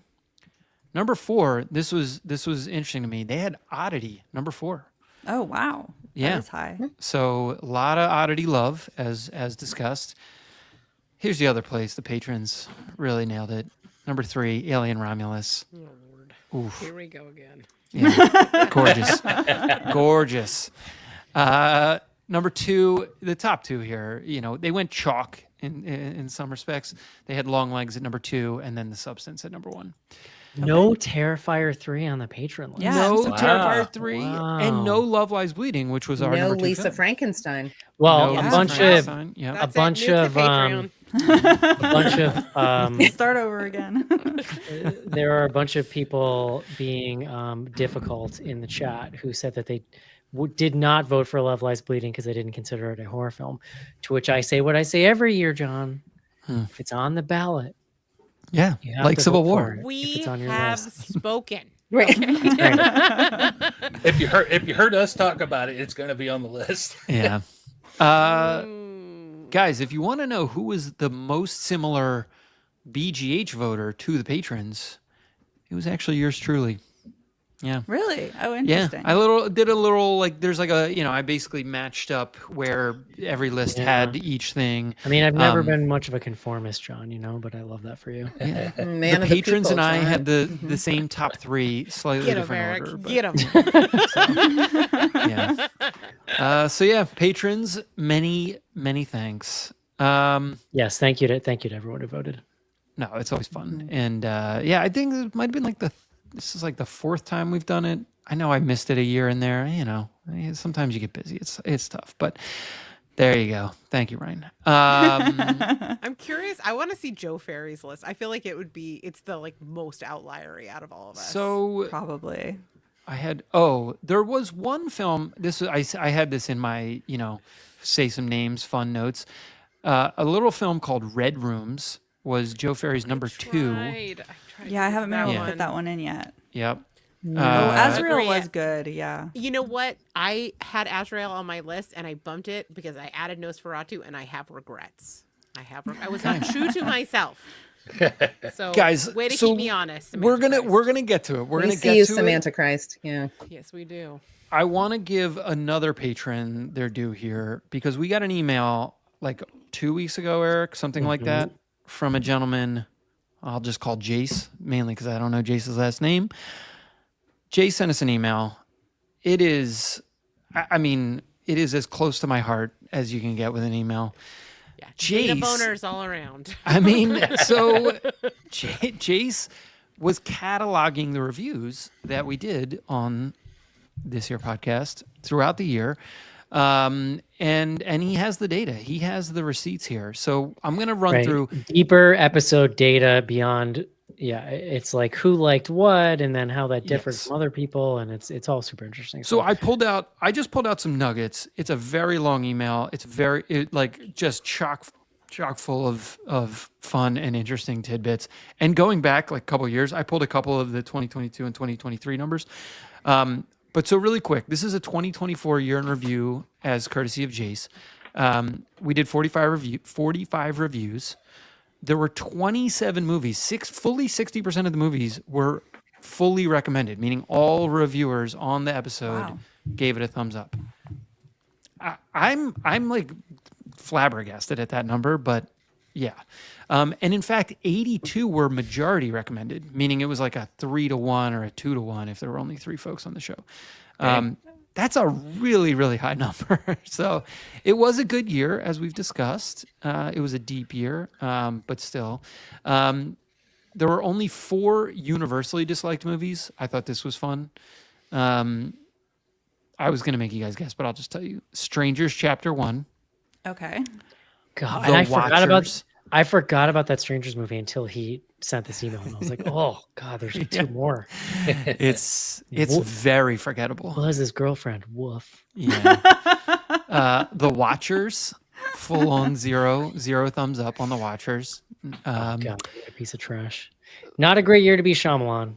No, Just No, saying. no kidding. Nobody mentioned Trap today. no, it did not. Eric, It didn't. now it's our not a lot time of to love. shine. The night is Uh, young. Do it. The night is I young. do think, Josh Hartnett did give my favorite performance of the year in one of the worst movies.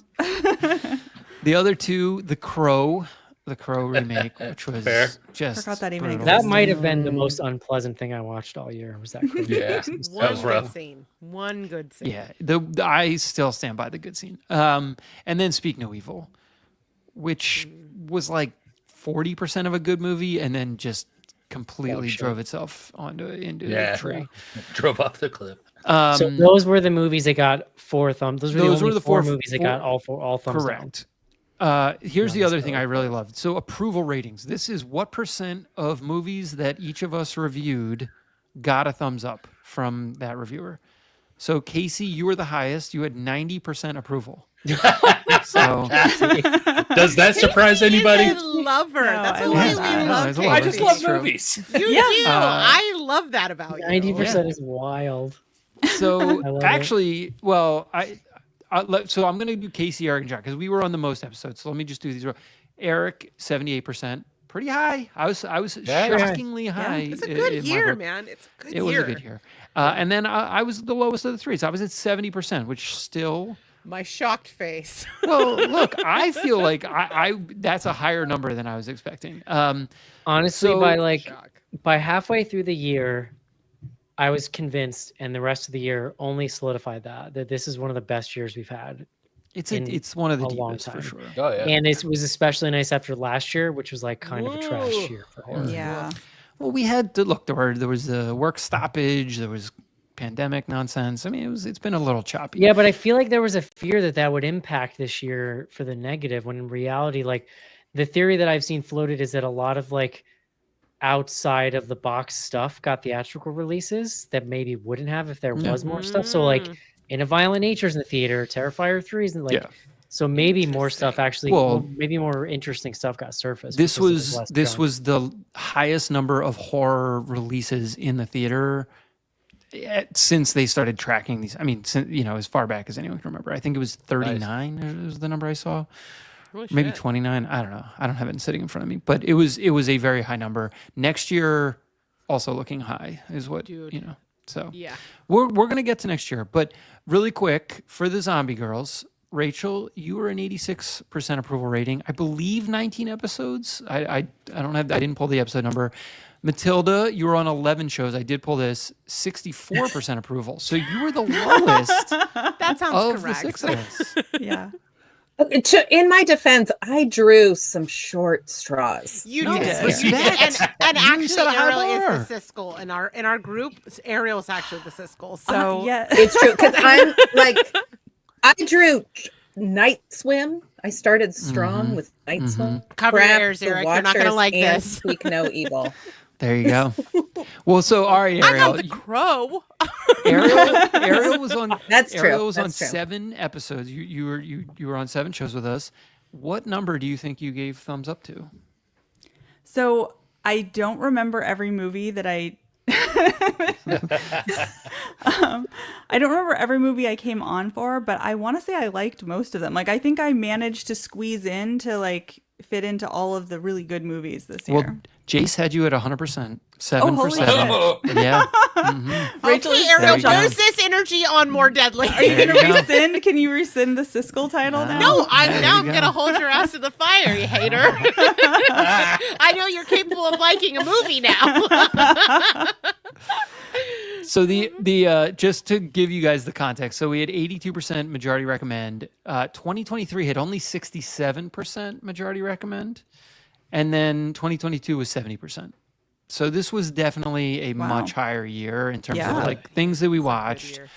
Look, there was part of having so many options and so many releases is there was shit that we skipped. Like we did not watch Tarot. We did not watch that fucking spider movie. I can't even remember what it was called. Invested. Right. Fantastic. Infested. That actually made a couple of patron lists I saw. I've heard it's really good. Yeah. No. Oh, Sting, I think is what I was thinking of. There was some like real Two bad. spider movies. Yeah, there was some. So, I didn't watch either of them. so yeah, that was Jace. Jace, huge shout out. I think let's save our worst and anticipated for the very end. Let's just say some other movies. Eric, I know you have some other movies you want to say. What's top of mind? Oh, I let's wrote see, down what- some that I wanted to get What out. but haven't we meant? I mean, Frankie Frico, just an absolute delight Yep. this year. Shout out. The fact that Schnars was kind of into it, Kind very of. fun. It's a special movie. I think I will just. Trap, unfortunately, has really stuck with me, and it's Yes! all It's so much Josh fun. Hartnett. It's all Yeah. Josh Hartnett. Sorry The about it, movie- Cut out Matilda. all the Yeah. concert stuff. The it would've movie is been, like, goddamn on my list, trash. probably. If his It's daughter like was Malignant all over again. yeah. Don't The start with movie- me. No, Show that I hey, am listen right. though. The movie is trash, but I think that Josh Hartnett knows he's in trash, like in Yeah. the moment, and he's Mhm. having so much goddamn Yes. fun. I would watch him was as a serial killer again. an absolute delight. Especially So, one that like, takes his shirt off. I mean, hello. in the right environment, like in the right environment, I would watch that movie again if I was like hanging with somebody and it could be fun. So not Matilda. Are you listening to the soundtrack on Spotify of the fake pop star? She's a No. real pop star. What are you talking? I mean, she's second time around, I think I'd she's- fast forward through those scenes if I'm honest. Yeah. And I also I thought that Cuckoo, while not exactly what I was expecting it to be, it was like a nice bright spot. So good. This was one I wrote down. This is the honorary Zombie That Girls was when the flex. guy burned his house down too. All three of you had it on your list. You were it was the only 3 lists that it was on of the really? ballots. Yes. Why? So you tried. Anytime Dan Steven tried. plays a flute, we are seated. Period. Yeah. Yeah. I mean, I literally watched it last night right before I made my list, and I was like, oh, it's got to go on. This was so much fun. It's so wonderfully weird. weird. It's very so weird. weird. I had no idea what was really going on until like the last 20 minutes of the movie or something, because there's so much weird stuff that happens in it. And Hunter Schafer is so good too. So talented. Yeah. No, Yeah, wanna I see her agree in more with. stuff. Couple ones. We talked about Immaculate briefly. Mm-hmm. I had it on my list. John Shelton Oh. and I were the only 2 people that had it on our list. So thank you, We John. get it. You like boobs. It is what it is. Here's the thing, and I sort of made the doesn't point like when we were talking. boobs? Fair. When we were talking about First Omen, I sort of made this point, but like, I remember, like, I can picture Immaculate in my head. I'm and, sure like, you can. certain scenes. I'm in a sure way you that, like, can. it is what it is. So I'm gonna remember that movie. I mean, If it's listen, I will non-exploitation, remember that's the fine. final beat of that movie Yeah, well, exactly. probably forever. Yeah, I mean- that's part of it too. I'll throw one out there. Late Night with the Please. Devil. Late Night with the Devil. Well, it made the patron list, so that's where It was they number got 8 on rid- my list, so I was a little Yeah. surprised that it didn't have a couple more votes. I've seen that movie like 3 times this year. I really enjoyed it. Oh wow. I actually haven't even seen that one. It's haven't seen it's that worth. one yet? Give it a look. You got to give it a Yeah, it's look. worth a watch. It's definitely worth a watch. It's You'll fun. like it. Yeah. David Dalmatian he's He's great. I love him. Yeah. And he's like at the height of his powers in this. So Okay. Plus the 70s kitschiness to it is pretty spot on. It just broke too many found footage rules to me. It's too wishy-washy. Well, with the that's- found footage yeah. part. It's definitely problematic. So the other one that I was a little surprised didn't get really a lot of love at all was Blink Twice. Because that movie's fucked up. Like, that's a fucking wild movie. I don't It was remember. on another and on year, when I- that would have been my my number list. one in another Someone year. explain to me what Blink Twice is again. It's Oh, the Channing Tatum and Yeah, that was- Zoe Channing Tatum. Kravitz. And, it doesn't well, super great. like hold up, but it was pretty interesting. It was way better than I expected. It It just was has interesting. Yeah. the end is the problem. The ending is what I didn't like. Yeah, fair. It's Yeah. too Fair girl enough. boss feminism for me. But like Gina Davis's character and like what she says in that movie was Yeah. whew. Yeah. Yep. The other one I wrote down was Out of Darkness, which I didn't obviously put on my list, but I don't know. I like that movie. It's What there was for that me. one It's again? like that's like the ultimate Prehistoric. period horror movie because it takes place in like Neolithic times. So Oh, yeah. Oh, yeah, that one didn't really do it for me that much. I like Yeah, it. and I'll say Civil War was pretty high on my list, and Eric, it sounds like it would have been on your list. Yeah, I that was was the expecting movie more that- Civil War. Do not was reopen impressive. this wound. What I are you doing? swear we had a conversation about this. If I had had on, it would have been a top 5 for me. It's an absolutely incredible movie. Yeah, that's good. Like mind blowing and disturbing, and Jesse And Plemons does it in a kind of is like probably my favorite Yeah. actor. He's just incredible. and I'll such throw a one bait and back. switch from the trailer to the actual movie experience of watching that scene Yeah, with Jesse Clemens. with one line. yeah. What kind of American are you? It's like the most bone chilling line, like scene of That's the year, true. and it's like a single line. I watched that movie on an airplane. It was an interesting experience. What was the other movie you watched on an airplane this year that I was shocked to learn of? I watched Blink twice. Damn. Ariel. Yeah. She I goes didn't- hard. United's not ready for Ariel. Window. I was trying to get some movies in that I had missed, and Blink Twice and Civil War were like the only ones on Window the or Delta aisle list, seat? you know? You I gotta was in like the turn it middle. away. I You was gotta You're right in the smack mi- in the middle. See, I think You aisle were like Middle. man spreading with your movie selection on a because in plane. aisle, not only can your Wow. seatmates see it, but then a good like 10 seats behind you can see it. At That's least in the true. middle. Middle is It's just the second people next to best. Window is best. So. I'll pick Casey, what one do you got? Smartly. I'll throw out a movie that wasn't really in our radar for the show, and it's really not horror at all. But Sasquatch Sunset was an experience this year. I And it did was see actually a decent movie, and not just because it was Bigfoot. that. It was real fucking weird. Yeah, I it was. did. I But went there and is saw a it. story there. Yeah, yeah. My It was a my movie 10th that I don't think I'd watch again, but I'm glad I did watch it. The J says during the episode, Civil War was decided not to be in consideration, but then Schnars left it on the list anyway. It was on Wow. the Called ballot. out. It was on Your the ballot. data bro just Thank you, turned James. on you, John. Heyo. Is there no honor among data bros Look. tonight? Wow, I was on that. I was I- on that episode. I have a memory of a goldfish. I I so, knew Yeah, I didn't make do. that conversation up. Like I knew there can't was be a held reason. accountable to what I say on the show when I send a ballot and it is listed on the whatever. I thought it was a is what it is. decided point, John, so I didn't even question it. I took here we your are. at face value. He slips it. Matilda read the instructions and followed them. So we appreciate that. I don't read instructions, John. Ariel, did you have one more you wanted to get in? Oh, just my 10th film was Humanist Vampire Seeking Consenting Suicidal Person. Yeah. I loved that movie. I thought it was like the style of it was really cool. It's such a quirky, fun little film that's like oddly hopeful, even though it's talking about suicide. That's I like love the the most title. zombie girls title to a movie ever. All right. We can wrap. We're very close here. I asked you guys to pull a couple of things. We'll go rapid fire. We had killed the idea of worst list. We used to do a worst list. We would do a top 3 worst. Just give me. Let's go around the horn. Let's do your worst of the year. Eric, you get to go first. Did you pull a worst? Yeah, I think it's The Crow. Few Okay. movies just were more painful. It does have that one scene, but by the time you get there, you've already been assaulted by the rest and bored to tears by the rest of the movie. It's just a bizarre. Why did they even do it? Why would you do it this blandly if you were gonna do it? It just sucks. And I don't even mind that he's like Gen Z, the Crow. Like I don't care. Like you got to modernize it. That's fine, but make it interesting. Like it was just terrible. Casey, what was your worst? I'm going all the way back to the start of the year. Night Swim. Ooh, Nice. words. I just did not connect with me at all, and it made me cringe every week that Eric left it up there. You weren't like a baseball batter just swinging away at her. Nope. Yeah, no. I would watch it every day over The Crow.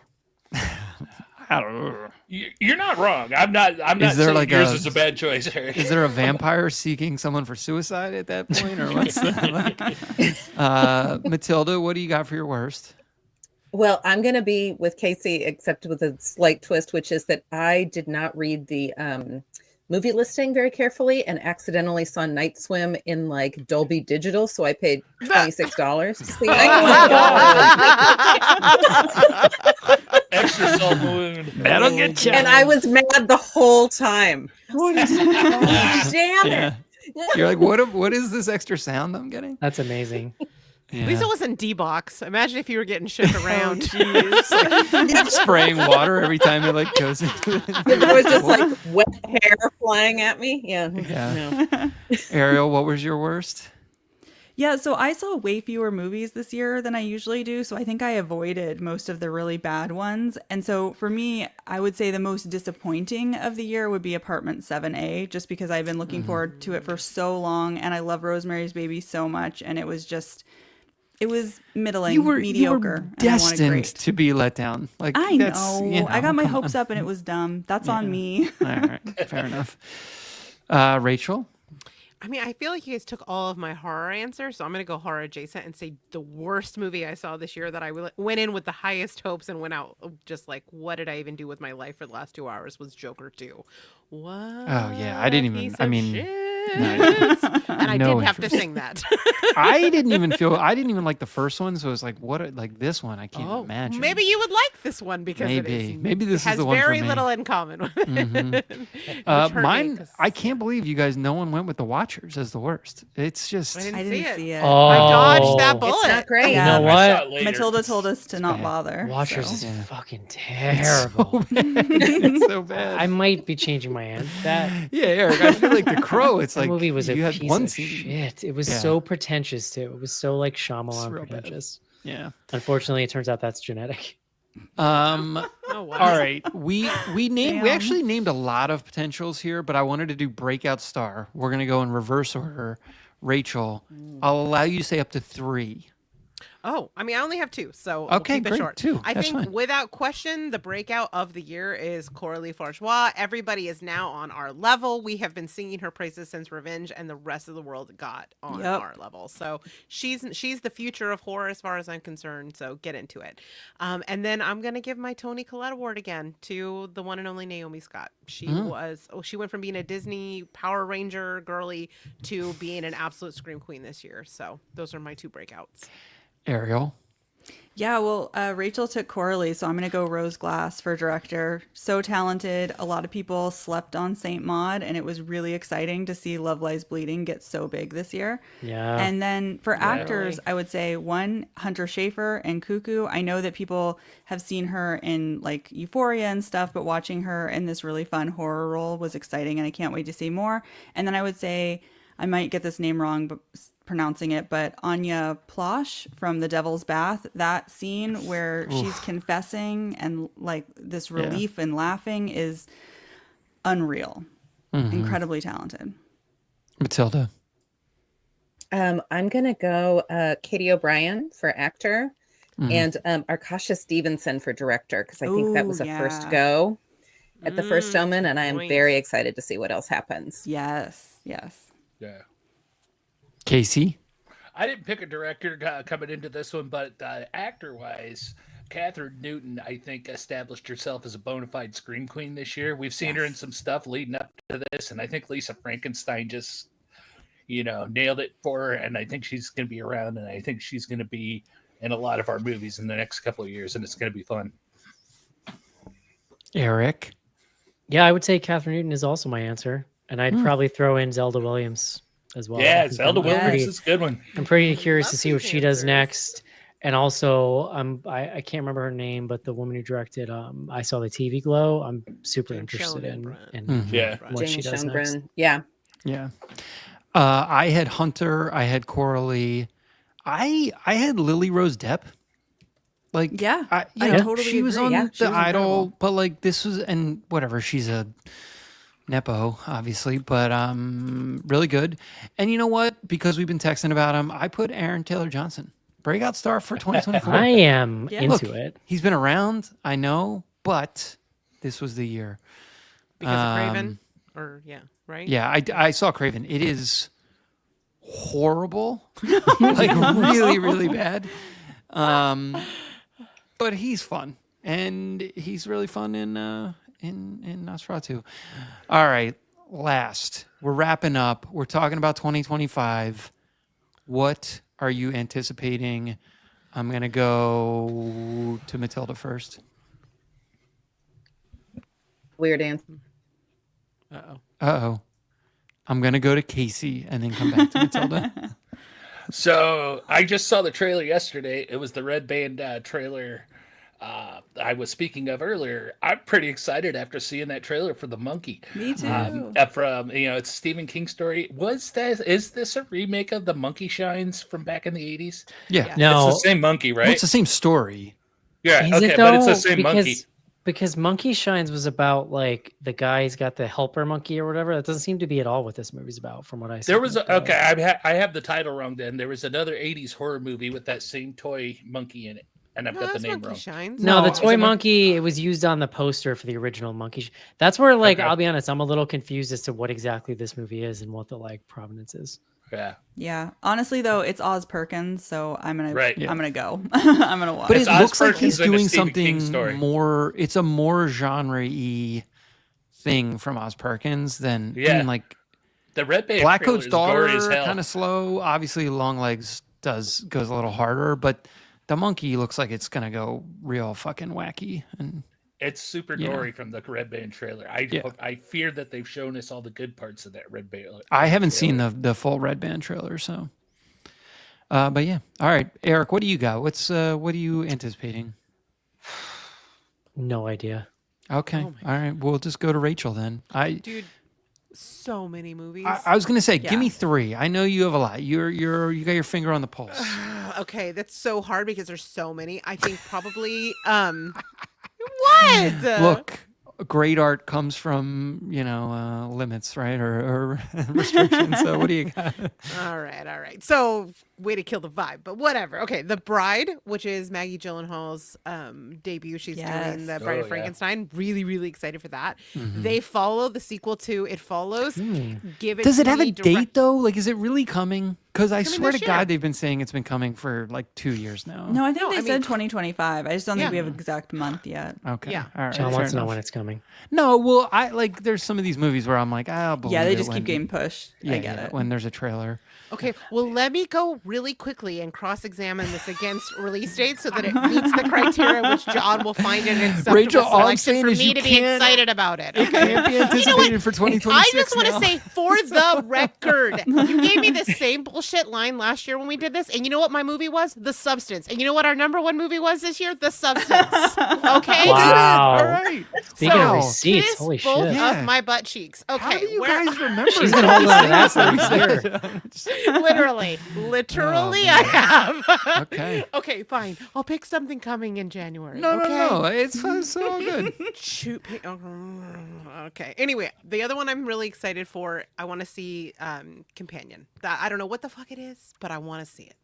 We're getting Oh. that in 2 weeks. I mean, Somebody that's might have like mentioned this, very soon. but good job. this That was a great one. Soderbergh Ghost movie that's coming out, right? Yeah. It was on the list, but That looks Yeah. cool. yeah, looks real cool. Yeah. There you go, Eric. You got one. Very good. Nice. That's I what got I'm the looking trailer forward to. for Because that they yesterday, got speaking of clever marketing, the trailers Well, for that are very well done. Soderbergh has 2 movies coming in the first quarter. Because didn't he do the sexy spy thriller one that you were also posting about? Black Box or whatever. It was. Yeah. Oh, I Black texted you guys Bag. about the trailer, Bag. right? With Yeah. who is in that? It is Fassbender Kate and Blanchett Kate and Blanchett. Fassbender as like married spies. Oh, I saw that. Yeah. And then he gets a hit. He's got to kill his wife. Listen, the trailer. You got Made you there. feel some Attractive things? people. Looks fun. You're like, And I'm pretty ready excited. to be the unicorn in this situation. That's right. How do I get in the middle of this? Ariel, what do you got? Oh my gosh, looking forward to all the things that have already been named. Also, Lee Winnell is coming out with Wolfman. I want to see that. Guillermo del Toro's doing Frankenstein. Does that have a release date? Because we're not allowed to No. say them if Well, they don't. Yeah. That's why I didn't mention. Thank you, Rachel. Frankenstein. Good question. Good question. 28 years later. We know we're getting that. Yeah, that we looks are. really cool. allowed to say. You guys are such butts. Oh my God. So good. Brutal. Okay. my favorite Matilda, give it one more. Give it a shot. Give it another one. We Yeah, lost I'm that so last sorry. I one. froze for a second. No. When my true answer is actually, I learned that there is a movie coming out called The Brutalist that has a 3-hour and 35-minute runtime, and I just Jesus want to listen to Christ. Eric riff about that. For It's not super horror. Oh, no. At a No. runtime No, like that, it is a Well, horror sure. film. It's brutal. I might That go is- see it. It's getting a lot of Best Picture. Yeah, Best that sounds like Picture it yeah, votes. could it be is one a of urinary Matilda's horror film, ordeals. if nothing else. No, well, Yeah. did you? So I was just reading about this. They're showing it. You get a break. There's an actual intermission when they screen it. I was Love gonna say that. I don't think I can Yes, bring regulate back my fluids through intermissions. that. Yeah. If anyone could, though, Yeah. Eric, it would be you. I watched The Crack the Irishman code. in like 5 different sittings at home. Oh, that's crazy. I watched That it is in really 0 long. settings. It's Rachel really won't good. watch mob movies. It's so. really good. Rachel, it's like a quiet, contemplative mob movie about the. I tried to Um, convince her, Eric. It's a lost cause. She was like, almost "Is kind it of about like- mobsters getting old and then realizing that everything they did to make money just ruined their Stories. lives?" And I Yeah, was like, it's almost kind like of. his She's like contemplative. Sorry about your work. boners, Al Pacino. It's almost like his contemplative work on like his body of mob movies. It's really amazing. Yeah. All right, I just want to like the thing that I am excited about. I think, although I've seen the trailer twice, this Ryan Coogler movie, The Sinners. Oh I haven't seen yeah, that yeah. Like trailer. Ryan Coogler's a good director. Like he makes fucking good movies, and I'm What sort else of did he like, make? well, Creed and Oh, okay. Black Panther, and I mean Right, he's right. big things usually. I mean, or at least his more recent films. It looks wild. Michael B. Jordan is putting his fitness regimen to good use with a lot of tight fitting shirts. It's also period, which I like. Did you guys see the trailer for this Death? I think it's called Death of a Unicorn. Yeah, that looked Yeah. interesting. Yeah. It looks Yeah. fucking wacky, but I'll say All I'm red. anticipating it. Yeah. All red in A24. I'm in. Sold. Yeah. Done. Well, and what's her name? Yes, also Wednesday. Jenna Ortega. Yeah. Yeah. Okay. Fine. And the guy, the dad from Saltburn seems to be prominently involved. Oh, interesting. Nice. The paterfamilias. Oh, in any event. Bunny So yeah, Bubble. that's what I got. All right, guys, we did it. We made it. Damn. We're anticipating 2025. Rachel is going to tell me which movies I told her she wasn't allowed to talk about and ended up on our list next year. And I can't John, wait. It's here's the gonna be thing very about exciting. both Rachel and I. We're very good at holding grudges. Yeah. That's why we're friends. And I'm for like, me, it's just one in the water bag. off my back. I'm just like, all right, you got me. Dare I ask what we're doing the first week of 2025? Well, so we would, if we're going to record on Wednesday, that's the first, and may get a little tricky. We should probably take it offline. I do have There's the that calendar Netflix one we updated. missed. Yeah. Sorry. Well, yeah, there's that nothing. Netflix. Yeah, there's nothing new for 2 weeks, I don't think, unless I'm missing something. The was first thinking release, too- Companion, comes out the 10th. I was thinking it'd be a good time of year to have Joe Ferry on to program something for us. Let's Yeah. do it. I can do an at-home watch. I probably will not be able to get to the theater. Word up. Well, we made it. 2024, the year in horror, officially in the books. It was a great year. Great. Lots of good stuff. We are all I am very thankful for all of you, especially the zombie gals, for watching all Absolutely. this crap with us this year. What excellent films. It was an 82%. We'll try to find some We good had a stuff lot for of you fun. this year, Matilda. Rachel, Oh, where can the people other ones find, are fun too. where can people find you all when you're not here? Well, if you want more of this, because you aren't sick of us yet, you can find us on the Zombie Girls Podcast Network. We are doing our year ender next week. Although there's probably going to be some crossover in that. You can find Ariel and I every week on the More Deadly podcast, where we review horror films directed exclusively by women, which will probably end up on next year's year ender, since clearly we are dominating the genre. And then you can slide into our DMs at ZG Podcasts on all of the platforms.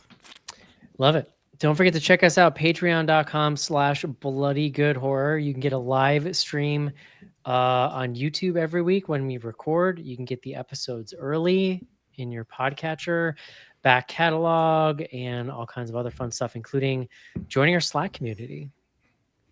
And I would say big shout out to all the people that were hanging with us all year on YouTube, commenting live, making the streams more and more fun every week. We really appreciate you guys, even the ones that disagree with me. I mean, maybe a little I less. appreciate them the most. That's going to do it. 2024 in the books. Hope you enjoyed our year ender. We'll talk to you next year. See yous. Bye. Bye. Bye-bye.